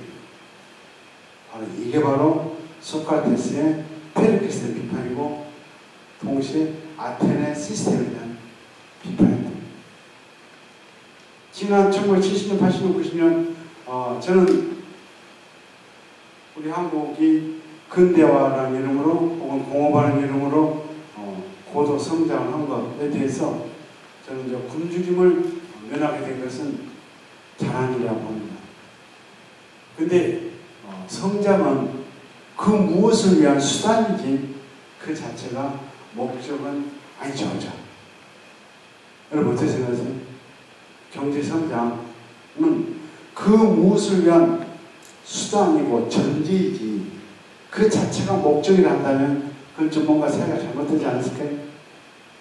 저는 우리 한국 사회가 저는 한국인이고 한국을 좋아합니다. 근데 어떨 때 보면 위태로울 때가 많이 있어요. 어디로 달려가자는 달려가는 목표도 없이 그 누군가가 가고자 하는데 끌려가고 있는 마치 동화 속이나 피리 부는 사나이에 끌려가고 있는 그런 사람들이 아닌가, 그런 의구심을 가질 때 많고요. 바로 그렇기 때문에 오늘 우리가 소크라테스적 문제제기에 대해서 같이 고민할 필요가 있는 거예요. 소크라테스는 뭐라 했냐면 우리들한테 철인 왕이야말로 가장 추구해야 될 일상적인 정치가 같아요. 왕이 철학자고 철학자가 왕. 이 당시 왕은요 조금 틀린다. 이 당시 왕은 공동체를 위해 모든 것을 내걸 수 있는 사람, 이순신 같은 사람이 왕입니다. 그 공동체를 위해 성실한 모든 걸 내건 그 사람이 뭐가 있어야 돼요? 벽박 속에 뭐가 있어야 돼요? 철학이 있어야 돼요. 공동체의 왕을 철학자로 바꾸기 힘들면 철학자로 왕을 만들어야 돼요. 이게 바로 소크라테스의 명제였고요. 이제 이 소크라테스 여행가 플라톤한테 넘어가는데 18세기 프랑스의 볼테르라고 하는 유명한 계몽 사상가요. 유럽에는 철학이 없었는데 동아시아를 보니까 그 소크라테스에 대한 철학이 있더라 하고 동아시아를 극찬합니다. 볼테르가 동양을 봐라. 저기에 바로 소크라테스 말했던 철인왕이 있더라. 라고 했을 때 그 사람 누구냐면요. 청나라의 강희제군요. 강희제. 우리 조선에 있는 거예요. 세종대. 세종대왕은 제가 볼 때 소크라테스에 대한 철인왕의 모든 조건을 완벽하게 포함한 그런 의미입니다. 저는 이제 우리가 경제적으로는 세계 10위 안에 든 내부의 양극화를 비해서 알바 해결하는 게 많이 있습니다만 물질적으로 상당한 풍요를 누리는 그런 나라가 됐습니다. 이제 우리 사회가 어디로 갈 것인가에 대해서 소크라테스적 문제제기는 답변할 때가 됐다고 합니다. 여러분들이 어떤 분야에 가시든 내가 법 쪽에 있든 혹은 이제 교직에 가시든 혹은 의사를 하든 저는 그 분야에 철인왕이 될 필요가 있다고 합니다. 내가 교사를 한다면 철인 교사가 되고, 내가 의사를 한다면 철인 의사가 되고, 내가 법조인이 한다면 철인 법조인이 되는.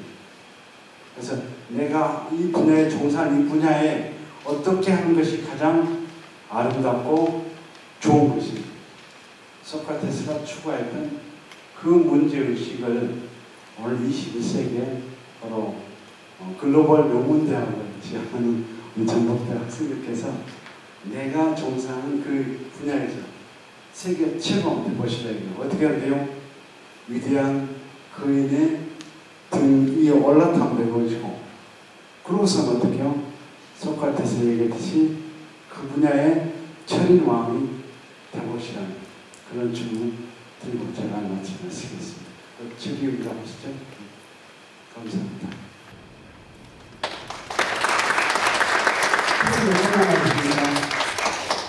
수고 많으셨습니다.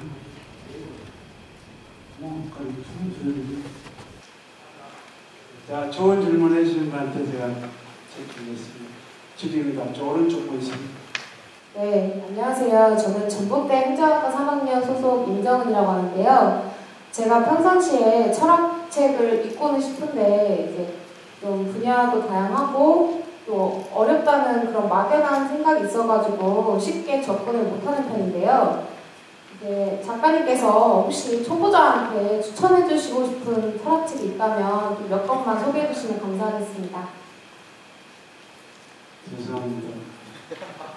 그 책만 읽어주세요. 철학 콘서트는 이제 싫습니다. 철학 콘서트 많은요. 굉장히 쉽고요.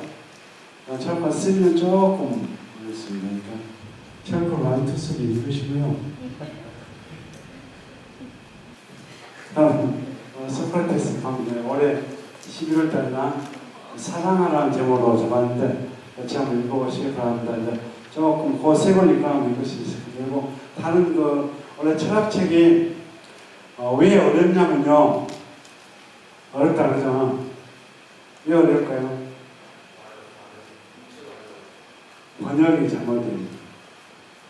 여러분 잘못이 아니고 번역을 제대로 해주셔야 할 분들이 있는데 그분들이 번역을 제대로 못한 거예요. 그분들 왜 잘못했을까요?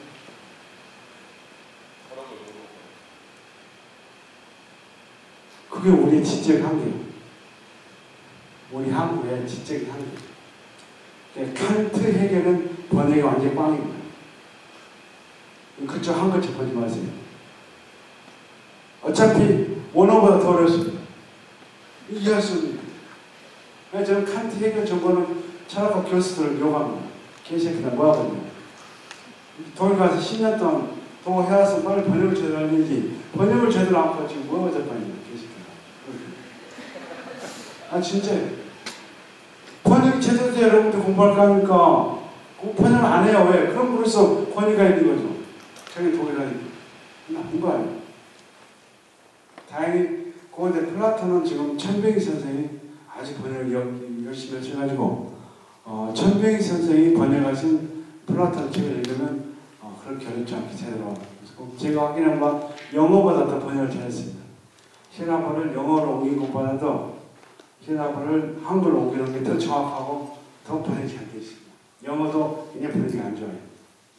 영어 원문에 충실하다 보니까 뭔 영어를 못 쓰는지 모르겠다. 이게 한글로 하셔야 되어 있습니다. 그래서 최근에 천병희 선생이 손가락 별로부터 다 국가로 다 지금 번역이 되고 있거든요. 그래서 그 양반이 번역을 읽으면 됩니다. 박정희 써 거 읽으면 뭐가 뭔지 모릅니다. 번역이 그만큼 중요한데 저는 우리 학문이 빨리 세계 특수에 오려면 다른 말고 번역부터 다시 해야 됩니다. 우리 책을 읽었는데 소설책 읽어갖고 못 이기게 못하겠다는 사람 있어요? 없죠? 근데 외국책 봐갖고 이게 뭐 많죠, 그죠? 그럼 100% 번역입니다. 그래서 외국책 보면서 머리가 안 가, 저 이해가 안 된다고 내 대가리가 안 좋구나 하지 마시고 이 개새끼의 번역을 못해준다고 번역자를 탓하세요. 이게 맞어요. 그럼 여러분 역시 인문 자연과학의 종사 계속 공부하시고 있을 텐데 석박사 과정에서 먼저 번역부터 올려야죠. 번역이 바로 돼야 그다음에 우리 한글로 오는데 한글로 생각하는데 한글이 바로 돼야 생각도 바로 되는 거지. 한글이 제대로 안 돼 있는데 거기서 뭘 하고 있어요? 안 그래요?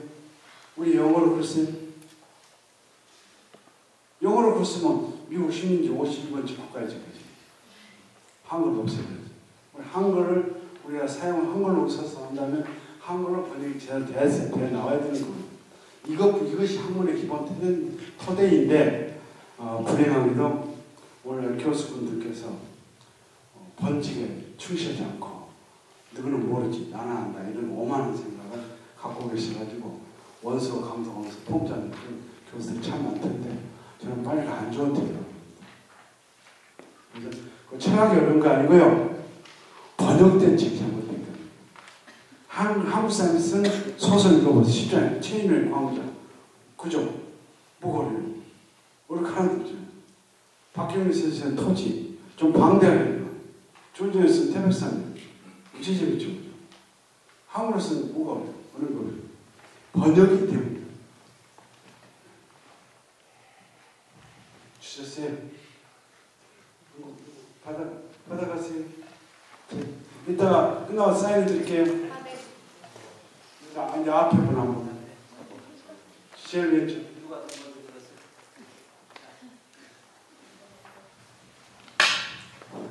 네, 안녕하세요. 저는 사회복지학과 4학년 오승학입니다. 오늘 작가님 위대한 거인에 계속 언급해주신 거 인상 깊게 들었고요. 제가 최근에 소크라테스의 변명 책을 읽으면서 아까 말씀해주신 자연철학자 아낙사라고스에 대해서 이렇게 언급한 부분이 몇 부분 있었는데 책을 읽다 보니까 이 아낙사라고스가 무슨 말인지 참 궁금해지더라고요. 근데 그 책에는 좀 구체적으로 나와 있지 않았었는데 좀 쉽게 설명을 해주실 수 있다면은 이 아낙사라고스가 됐습니다. 소크라테스 변명이 아니고 변론입니다. 변명은 잘못했을 때 안 그런 데라 좀 봐주시오. 왜 변명하는 거죠? 일본 사람들이 번역 잘못하는. 영어로 the apology, 사크라티스가 있어가지고 apology를 번역하면 변명이 되겠죠. 그렇잖아요. 사과하다 변명하다가 apology잖아요. 근데 히라보로 apology하는 변명이 아니고 변론, 법적 용어입니다. 재판장에서 피고가 자기의 무죄를 당당히 주장합니다. 그게 변론이에요, 변론. 소크라테스 변론이라고 하셨고요. 아나스라스는 다른 게 아니고 자연과학자입니다. 책에는 자연 철학자가 되어 있는데 그럼 좀 헷갈려요. 그냥 자연과학자면 딱 맞아요. 자연과학자. 태양은 헬리오스인데 헬리오스는 신이잖아요. 그죠? 근데 아나스라스는 좀 타오르고 있는 불덩어리다. 어느 게 맞죠? 아나스로스 맞죠? 그죠? 근데 아나스로스에 맞으면 어떻게 되고요? 신은 개통이 되죠. 그죠? 그래서 아나스로스의 무신론이 당시 아테네인들한테는 엄청난 파괴적인 진보적 사상이었던 거예요. 무신론의 대표자. 소크라테스가 젊었을 때 아나스로스 이걸 많이 배웠어요. 그래서 아테네인들은 저 아나스로스처럼 혹은 아까 진행한 프로타고라스처럼 소크라테스도 무신론자라고 봤던 겁니다. 그렇게 해서 소크라테스 제목이 두 가지인데 하나가 국가가 인정하는 신을 인정하지 않고 새롭게 새로운 이상한 낯선 신을 도입한 죄. 두 번째는 청소년을 타락시키는 이렇게 되는 거예요. 그래서 당시 아테네인들은 소크라테스하고 소피스트를 구별을 못했어요. 소크라테스하고 프로타고라스가 소피스트입니다. 프로타고라스는 소피스트하고 아나크사고라스는 자연 철학자. 이 양반들하고 소크라테스 너도 똑같은 사람이지 라고 봤던 겁니다. 구별이 안 됐던 겁니다. 나중에 플라톤이 이걸 구별시킵니다. 소피스트는 개별론자고 상대론자고 소크라테스는 절대론자고 진정성 있는 철학자이다 하고 자꾸 스승을 소피스트와 분리시킨 작업을 하는데 당시 아테네인들한테는 소크라테스 역시 소피스트였습니다. 책 몇 권 남았죠? 책 이제 한 권 남았습니다. 한 권 남았다. 가운데 분. 네. 문자생물학과 2학년 박찬이라고 합니다. 제가 드릴 질문은 요즘 대학생들이 정치에 대해서 무관심한 경우가 되게 많은데 이러한 실패에 대해서 어떻게 생각하시는지. 글쎄요, 제가 소크라테스 강연하고 정치 소송에 옛날 제 직업이 반도체 민주투쟁 한다 해가지고 제 실 상담은 한 가지 예만 드릴게요.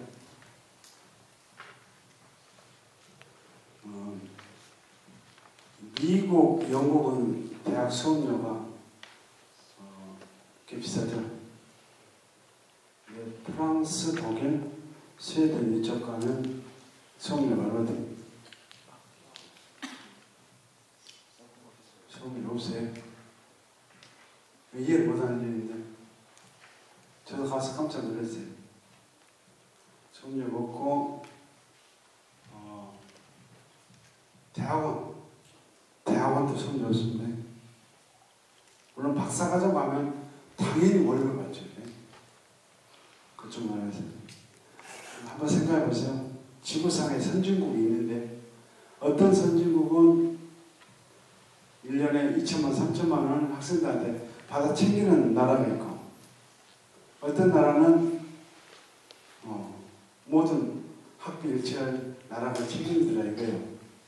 어느 나라가 좋은지는 더 이상 말할 필요 없겠죠. 근데 왜 이렇게 구별되느냐? 다 하나입니다. 그 나라에는 진보 정당이 위력을 발휘하게 됩니다. 프랑스, 독일 다 지난 1900년, 100몇 년 동안 이른바 사회민주주의 당이 있어요. 이 당이 평균 지지를 30%, 50%까지 받아요. 설령 이 당이 권력을 못 잡더라도 프랑스 같은 보수당이 다 잡더라도 워낙 국민들의 수준이 이르기 때문에 나라의 국가가 개인의 생활에 대해서 책임져야 할 대목에 대해서 법률화돼야지 바꿀 수 없는 것입니다. 프랑스와 독일은 왜 교육을 국가가 책임지느냐 하면 간단하게 이야기하더라고요. 애를 낳는 것은 당신의 권리지만 애를 키우는 것은 당신과 국가가 함께 합니다. 어때요? 좋죠? 우리 사회가 지금 어디로 가야 되느냐 아주 진토를 겪고 있거든요. 미국 쪽으로 갈 것인가 유럽 쪽으로 갈 것인가를 꼭 해서 진토를 겪고 있는데 정치는 다른 게 아니고 바로 이런 나의 기초적인 삶을 결정하는 건데 너무 이제 우리 국민들이 너무 많이 속아가지고 너무 오랫동안 속아가지고 짓기는 하는데 뭐 발라 바꿔지는 경우가 그래서 정치적 허무지 빠지고 그러는데 저의 주장은 여전히 유효합니다. 그러니까 앞으로 저희 세대들 못하더라도 여러분 새끼들한테 좋은 사회 만들어주려면 여러분 이렇게 연애하고 결혼하고 애 낳고 또 새끼 나올 거 아니에요. 그죠? 그 새끼들한테 인간적으로 살 수 있는 사회를 물려주려면 정치가 적어도 사회민주당 같은 당이 한 40%는 지지받을 수 있는 그런 당이 나와야만이 가능하지 안 그러면 불가능합니다. 미국은 두 정당이니까 보수 정당 아시죠? 공화당, 민주당까지 두 정당이 보수 정당이 가지고 미국의 의료복지가 아직 개판이 아시죠? 그죠? 그러듯이 우리의 우리 삶과 연관되어 있고 결국 정치가 뭐냐면 세금을 어떻게 쓰냐 문제입니다. 세금 1년에 얼마네요? 이걸 몰라요. 우리 국민이 세금을 얼마 내는지. 학생회비 어떤 만 원 내더라고 그러지. 학생회비 안 내요? 학생회비 내고 정교적 교사면 정교적 회비 내고 노동자 조합인데 다 그런 거예요. 내가 동창회 회비로 하는데 그러잖아요. 그러면 동창회 쓰고 나서 짜장 먹고 나서 아무도 회계 보고 하잖아요. 그죠? 야, 2만 냈어. 그러면 짜장 먹고 탕수육 먹고 얼마 남았다. 보고 쓰자 그러잖아요. 그렇게 하는 거예요. 우리가 1년에 한 가구가 1년에 내는 세금이 3천만 원입니다. 계산해보세요. 한 국가 재정이 300조 1000만 원 나눴어요. 300조 10에 14승입니다. 3,10에 14승. 1000만 원 10에 7승입니다. 14승을 7승을 나누면 얼마예요? 이 양들 잘 쳤나 보네. 14승을 7승 나누면 얼마예요? 7승이잖아. 10에 14승을 7승을 나눠보세요. 100조를 1000만 나누면 다시 1000만 나누잖아요. 그죠? 300조를 1000만 가구 나눠보세요. 한 가구가 1년에 3천만 원 내고 한 달에 250만 내고 있는 거예요. 그렇기 때문에 대학교 학비를 정부가 책임지면서 너무 정당한. 박정희 때는 국가 세금이 2조였어요. 불가능했어요. 전두환 때 10조였어요. 어떻게 때 3조 됐어요. 명수한테 7조 그랬고요. 우리 위대한 대통령 TJ 선생이 그때 100조를 통과했어요. 저 무지에 박수 쳤어요. 야, 우리나라 뭔가 해볼 수가 있다. 김대중 때 100조 했으니까 노무현 때 어떻게 했어요? 200조 했어요. 노무현 때 200조 했어요. 그 다음에 맹박이 때 얼마 했어요? 300. 박근혜 때 400조. 박근혜 끝날 때는 400. 해마다 5년마다 100조씩 들어가기 때문에 이 100조를 어디다 집행할 것인가는 주장하는 사람이 몫입니다. 주장하는 사람이 없으면 공무원들의 타성적인 예산안을 그대로 합니다. 2, 3년 전에 대학생들이 공무원 반값으로 대학 반값 많이 주장했잖아요. 그죠? 한 달에 관lep잖아요. 지금 주장해야만이 주장하면 충분한 재정이 있고요. 주장하는 목소리, 우는 얘기 제출 딱 정치하고 됐죠? 안녕하세요. 안주로 하셨으면 더 좋았을 텐데 멀리까지 와주셔서 좋은 말씀 많이 해주셔서 감사합니다. 제가 궁금한 거는 철학을 어떻게 정의하기는 어렵지만 작가님께서 갖고 계시는 어떤 목표라고도 할 수 있는 그런 개인적인 철학을 가장 중요시하는 철학을 하나 듣고 싶거든요.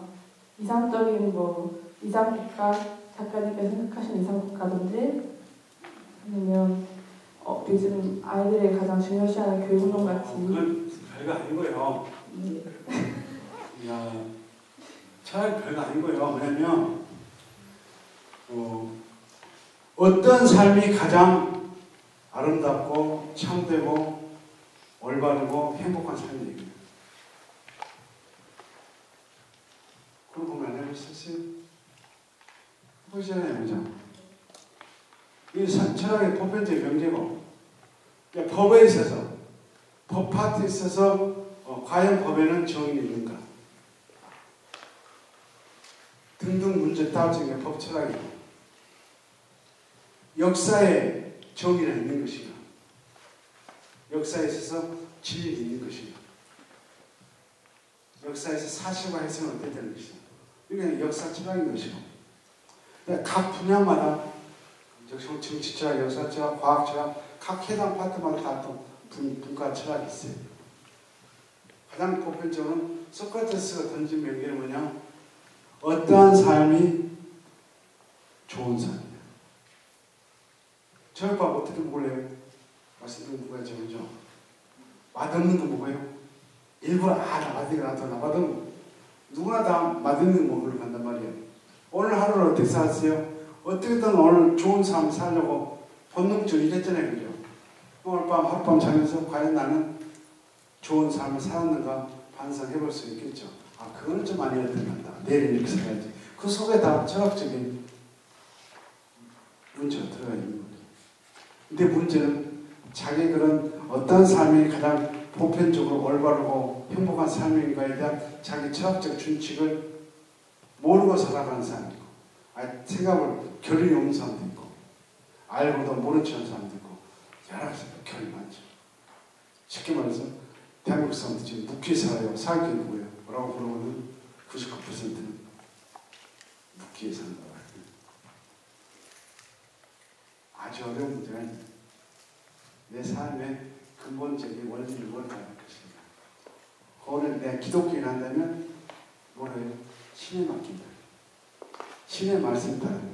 신의 말씀 어디 갔어요? 바이블에 있죠, 그죠? 바이블 말씀 살아가면 기독교인들은 더 이상 고민할 필요가 없는 거예요. 그죠? 근데 찾아가는 사람은 어때요? 내 삶의 보편적 준칙을 내가 찾아야 돼. 그게 맞으면 살고, 안 맞으면 탈고. 별로 어려운 거 아니죠, 그죠? 그죠? 됐습니다.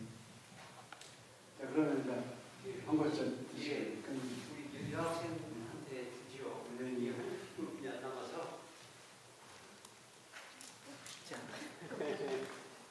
자, 어떻게 할까요? 질문 한두 개 더 받을까요? 이제 끝내. 그러면 지금부터 각 세 분만 질문 받겠습니다. 자, 제일 뒤에 앉으신 분. 6시 안에 끝내야죠. 네, 안녕하십니까. 철학과 이해철학이라고 합니다. 교수님 초반에 하신 말씀 중에 어느 한 거인을 정해서 그 중에 올라타라는 말씀이 굉장히 인상 깊게 들었는데요. 혹시 현광원 선생님께서 올라타고 싶은 거인이 있으신지, 그렇다면 누구인지 참 궁금합니다. 이야기를 밤새 했는데 밤새하고 이야기했는데 그러지 않겠어요? 나이 때만 다니는 게 10대 때는 마하트마 간디 같은 사람 되고 싶었어요. 왜 웃어요? 난 별로 튀지 않는 생각하는데 20대 때는 당시 독재정권 해가지고 혁명을 하고 싶었어요. 모택동 같은 사람 되고 싶어요. 중국 마오쩌둥 같은 사람 되고 싶었고요. 40대 때 넘어서는 제가 이제 다산 정약용 유배 가서 16년 동안 일반 내국문화는 다산 정약용의 정신을 좀 이어받고 그런 게 있을 거예요. 그런 식으로 나이 때마다 나이가 나이 들어갈수록 그 거인을 넘어서고자 하는 거인이 조금씩 다르더라고요. 지금 이제 소크라테스를 넘고 싶어갖고 이제 며칠 쓴 거고요. 제 생각에 이제 대충 소크라테스는 이제 조금 정리된 것 같다 싶고, 지금 호메로스라고 아세요?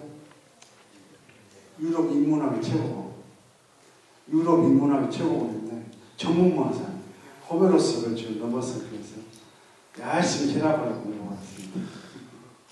됐지? 그럼 네, 안녕하십니까. 저는 사학과 임진이라고 합니다. 제가 최근에 철학 콘서트를 읽고 나서 정말 많은 그런 사상가들이 있다는 걸 알게 되었는데요. 오늘 지금 주제가 소크라테스이잖아요. 왜 하필이면 오늘날 살아가고 있는 젊은이에게 소크라테스를 알려주려고 하시는지, 소크라테스에 선택한 그 이유가 굉장히 궁금해서 질문을 드리고 싶습니다. 고요 칠퍼보세요. 그럼 성은 놓아주세요. 그게 아니고요. 우리가 1900년대 100년이 제가 1972년도에 중학교 2학년이거든요. 1971년도에 중1이고, 근데 그때 나를 가르쳤던 나의 은사 선생님들이 그거 이제 몇 년생이 계세요? 내가 1958년생이고 한 세대 합치면 1928년생들이겠죠, 그죠? 뭐 그 은사 선생님들이 학교를 다녔는데 어디 학교 다녔겠어요?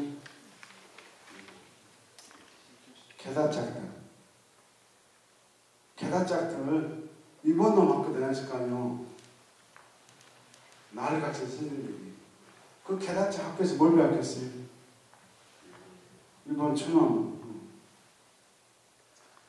그래서 우리 때는 국사를 가르친 선생님이 없었어요. 국사를 배운 적이 없어요. 그런 말이에요. 국사라는 게 없었어요. 아세요? 일제시대 학교 다녔기 때문에 일제 일본 제국지 학교를 다니신 분들은 그 국사가 일본사. 세종대왕 성삼은 몰라. 그런 분들이 해방돼가지고 학교에서 분필을 잡아가지고 우리한테 국사를 가르쳐요. 우리 어떻게 가르쳤겠어요? 참고서를 베끼는 거죠. 칠판 3번 지고 가는 거예요. 설명할 길이 없어요. 아시겠죠? 이게 저희가 처한 조건입니다. 이게 대물림 되고 있죠. 우리가 그렇게 배웠으니까 못 배웠으니까 또 여러분도 또 학교 강단에서 제대로 다산이 누군지 1000원짜리 누구예요? 1000원짜리 이왕 누구냐고 라고 하면 대답할 수 한 명도 없어요. 5천원짜리 누구예요? 뭐한 사람이에요? 라고 물어보면 답할 수 한 사람도 없다니까요. 이게 한국 사람의 정체성이에요. 화폐 속에다가는 세종대왕 퇴계 율곡 집어넣어놓고 그 세종대왕이 뭐한 사람인지 몰라요. 신이요, 신. 무슨 신이었죠? 월인 청강지고 있었어요. 석가 열대기를 수필로는 아들 세조가 썼고 석보상절이라고 그 수기를 시로 바꾼 게 세종대왕이에요. 근데 그 월인 청강지국을 세종대왕이 쓴 것은 또 우리 국어시한테 안 가르쳐줬어요. 이게 저희가 처한 조건인데, 자, 하물며 국사가 그러는데 세계사는 어떻게 했습니까? 등계판이겠죠. 해가지고 제 중고등학교 때 소크라테스는 내가 배웠는데 정말 도대체 뭐 때문에 성령이라고 우리가 존경하는지 도대체 이유를 못 알았더라고요. 예수는 왜 존경인지 알겠어요. 기독교 교육을 잘 받기 때문에. 근데 소크라테스는 왜 존경인지 모르겠고, 왜 유럽의 철학의 원조로 소크라테스 치는지도 모르겠고, 그렇게 세월이 흘러가고 오늘 대한민국 40, 50대의 모든 머리가 다 이런 무지 상태 속에서 지금 있다고 봐도 저는 결코 과언이 아닌 겁니다. 제 자신입니다. 뒤늦게나마 저는 이제 우리가 서양을 넘어서야 된다 보거든요.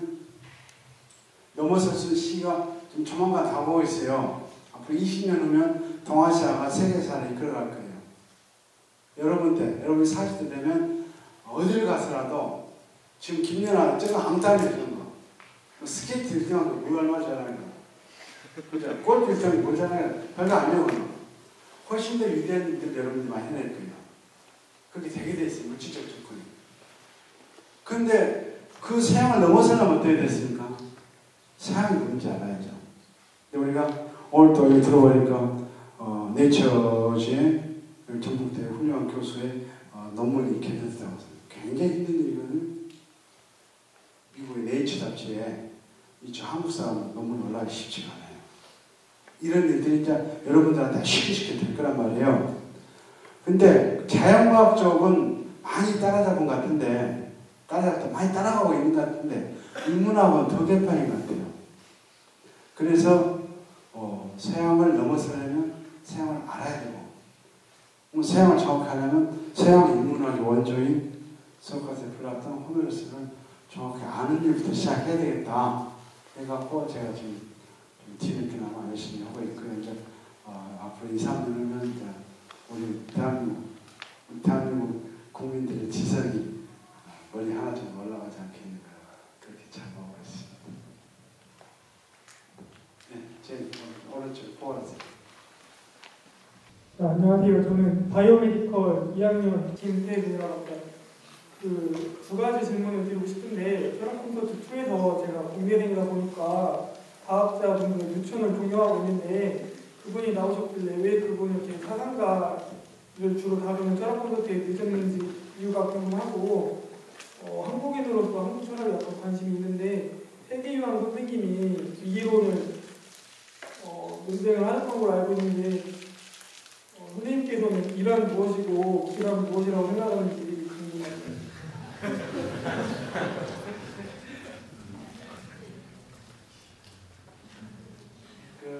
철학 콘서트 2에 코페르니쿠스, 갈릴레이, 뉴턴을 철학 콘서트에 넣은 거에 대해서 이유를 제기할 수는 있을 겁니다. 기존 철학이 너무 많이 틀리죠. 철학이란 세계관이거든요. 인간이 세계를 바라보는 그 세계관을 180도 뒤바꿨다 한다면 그것도 철학자는 철학이 하는 일은 세계를 보는 눈을 바꾸는 거거든요. 기존의 모든 사람들이 이렇게 봤어. 이걸 뒤집어 본 사람이 철학자예요. 그러면 코페르니쿠스, 갈릴레이, 뉴턴이야말로 가장 위대한 철학자인데, 만약 그 사람들 아니었으면 지금 여전히 우리가 어떻게 보고 있어요? 천원지방. 하늘은 두껍고 땅은 네모도 한다고 하는 우리 동양적 세계관 가지고 지금도 세계를 보고 있을 것이고, 박지원 선생이 북한 가갖고 논쟁하죠. 왜 지구가 둥그냐? 뭐라고 합니까?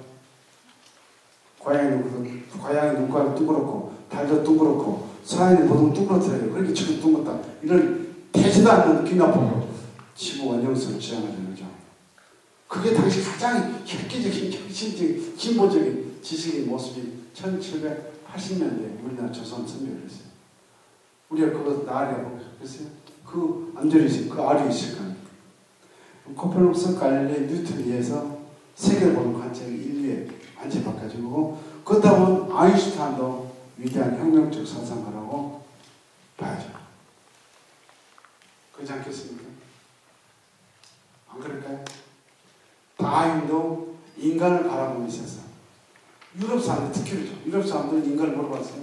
하나님이 창조한 피조물 같은 거 아니에요. 이걸 완전히 뒤바꿔버린 인간을 물어본 거예요. 동물과 똑같다 이거예요.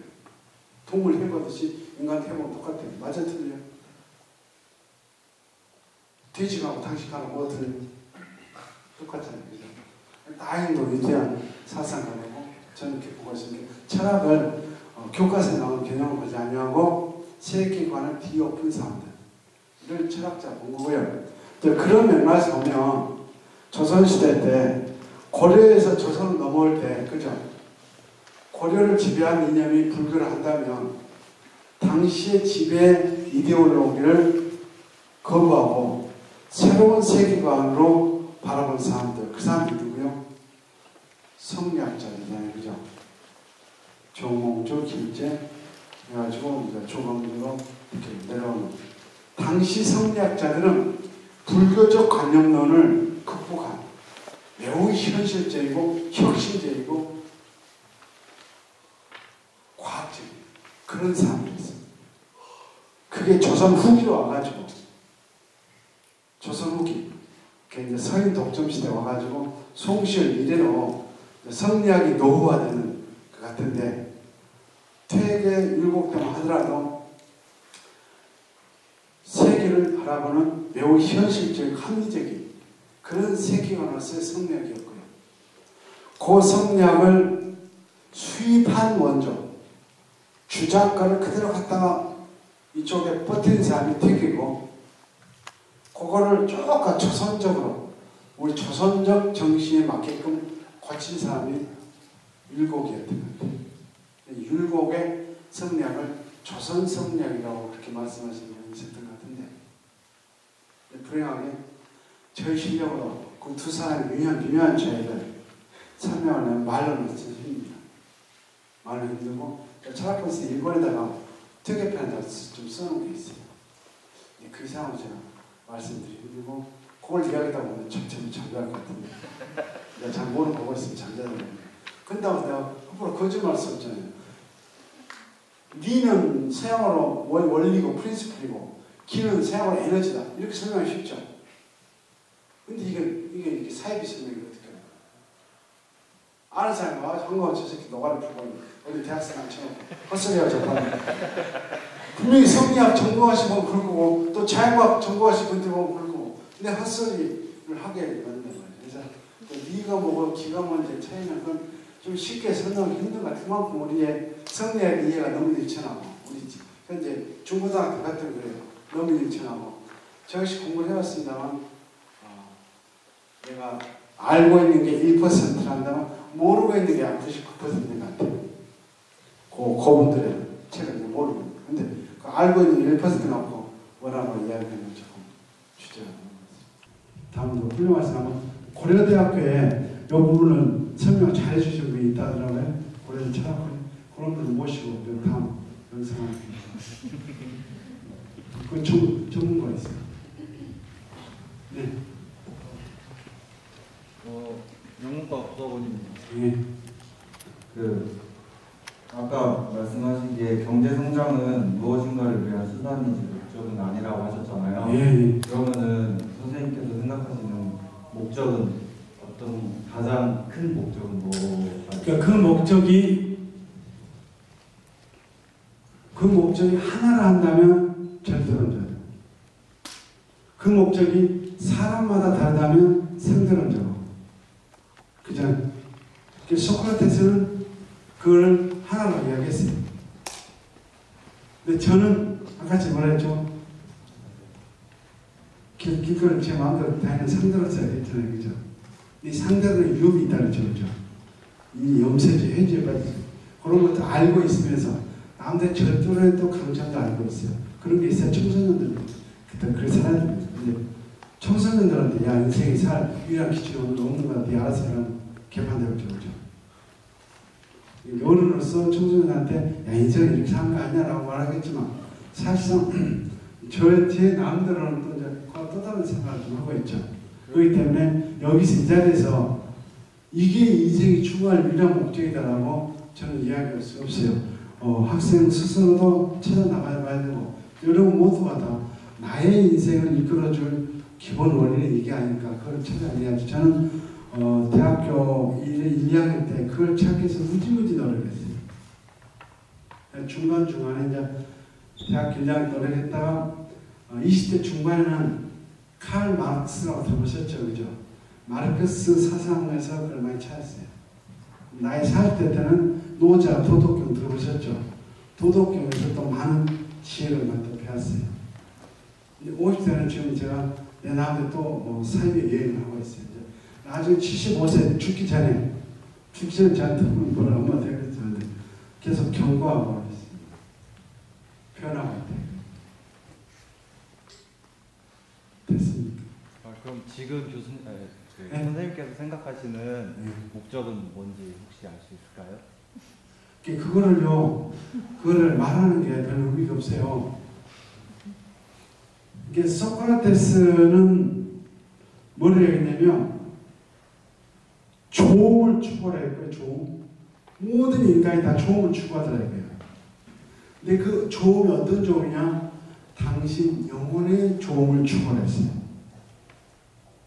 그게 너 자신을 알라의 소크라테스적 해석입니다. 너 자신을 알라는 너의 영혼이 얼마나 좀 무지한 상태에 있는지를 알고 그 무지한 상태의 영혼을 잘 케어해가지고 그래서 요새 유행하는 건 힐링해가지고 영혼을 좀 더 고귀하게 끌어올리라. 그러면 어떻게 되냐? 그 영혼이 신적인 경지로 올라갈 것이다. 이렇게 얘기했어요. 요거를 플라톤이 확실한 목적론적 세계관으로 전환시킵니다. 인생의 삶의 목적은 뭐냐? 영혼을 잘 가다듬어가지고 신과 동시하는 거. 그럼 영혼을 어떻게 해야 돼요? 끊임없이 정화시켜야 돼요. 정혼을 세탁해놓고 영혼을 세탁해놓고 막 계속 빨아야 돼요. 빨 때 뭘 넣죠? 세제를 세제. 그 세제가 뭘까요? 그게 철학이에요. 당신 영혼을 세탁해놓고 이렇게 계속 빨아라 이거예요. 빨다가 하면 당신 영혼이 그야말로 투명해져가지고 뭐가 비슷해진다? 신과 비슷해져야 되죠. 이게 바로 인간이 존재하는 이유다. 목적이다라고 플라톤은 명시적으로 이야기해요. 소크라테스는 약간 뉘앙스로 이야기해요. 그 정도 차이. 이게 이제 체계가 되는 걸까요? 플라톤의 요 사상이 하나의 종교가 되는 걸까요? 기독교. 기독교는 소크라테스 종교입니다. 뭐라고요? 기독교는 유대교가 아니고 기독교는 소크라테스적 원리를 종교화시킨 게 기독교입니다. 그래서 니체가 소크라테스를 비판했고 그 다음에 기독교를 비판한 사람이에요. 둘을 동시에 공개하거든요. 그 이유가 달려져 있습니다. 니체가 봤을 때는 소크라테스가 강조한 영혼 개념이나 예수가 천국은 어디 있다 그랬죠? 당신 마음속에 있다 그랬잖아요. 그죠? 그게 동일한 논리인 겁니다.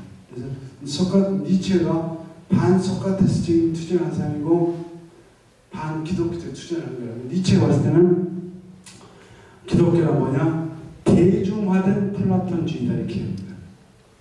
플라톤주의를 쉽게 당신 영혼을 세탁하면 못 믿겠죠. 그죠? 누구를 믿으면 하나님 되고요. 예수를 믿으면 하나님 되잖아요. 이 철학적 원리를 갖추면 힘들어. 못 알아들어. 그러니까 기독교는 예수를 중간 매개체 해놓고 예수를 잘 믿으면 하나님 되잖아요. 예수 영혼이 간 숨기라니까. 이렇게 하죠. 아무런 가난한 무식적인 노예들도 다 소크라테스적 철학을 할 수 있도록 쉽게 코드를 바꾼 것이 기독교라고 하고 이야기합니다.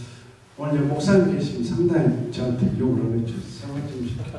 장사 못하는 제 이야기는 나의 얘기 아니고 니체가 그렇게 봤다 이겁니다. 니체는 아직 뭐라 썼냐면 희망 디저트라고 하죠. 늦게 와서 설명을 다 들었는데 앞에서 설명할 수도 있었는데 그 소크라테스가 생각한 민주주의하고 그 원로에는 어떻게 생각했는지가 좀 소크라테스의 정치적 개념에 대해서요. 예. 아리스토텔레스가 쓴 정치학이 있어요. 이것도 천배에서 번역했거든요. 그거 읽어보시면 이제 요거하고 플라테스는 국가 하고 그다음에 플라테스는 고르기아스라는 책이 있어요. 세 권을 읽으면 방금 학생이 물어본 거에 대해서 아주 설명을 잘할 거예요. 거기 있는 걸 제가 간단히 요약하면 당시 민주주의는요. 오늘 우리 민주주의가 좀 틀립니다. 우리는 좀 간접민주주의고 그쪽은 직접민주주의고. 직접민주주의가 뭐예요? 의원이 없이 representative 없이 바로 내가 내 주권 행사잖아요. 그죠? 6,000명, 2만 명이 모여가지고 표결한다 이거죠. 그러면 표결을 한 바로 5분 전에 어떤 한 사람이 아주 선동 많다고 광주, 전주, 신 여러분이 이래서 어떤 사람이 쓰잖아요. 선동 잘하시는 우리 디제이들 같은 분이 나와가지고 대중의 가슴을 열정을 불끈불끈 만드는 그런 선동가가 나왔고 어떻게 연설에 따라서 표결이 달라졌더라고요. 이게 뭐예요? 결정이죠. 선동 정치의 결합 혹은 중무 정치의 결합이죠. 그죠? 동의하시죠? 그죠? 또 우리나라 그전에요. 저런 사람들 두고 뽑고 있어. 미치겠어. 어떻게 다섯 뽑았는데 미쳐 환장을. 민주정치에 약점이 있더라 이거예요. 그래서 소크라테스는 민주정치를 반대했어요. 아까 뭘 주장했어요? 철인왕 정치를 주장했어요.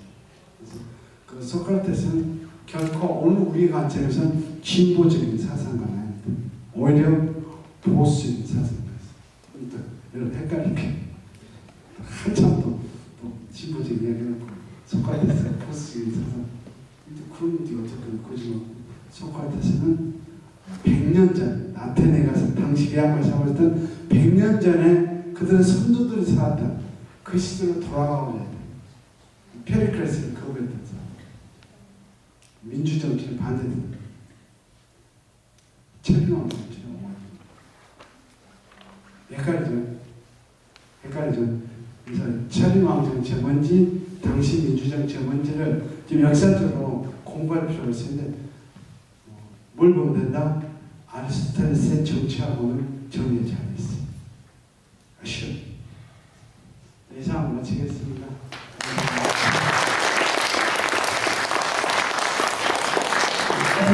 부장님 감사합니다.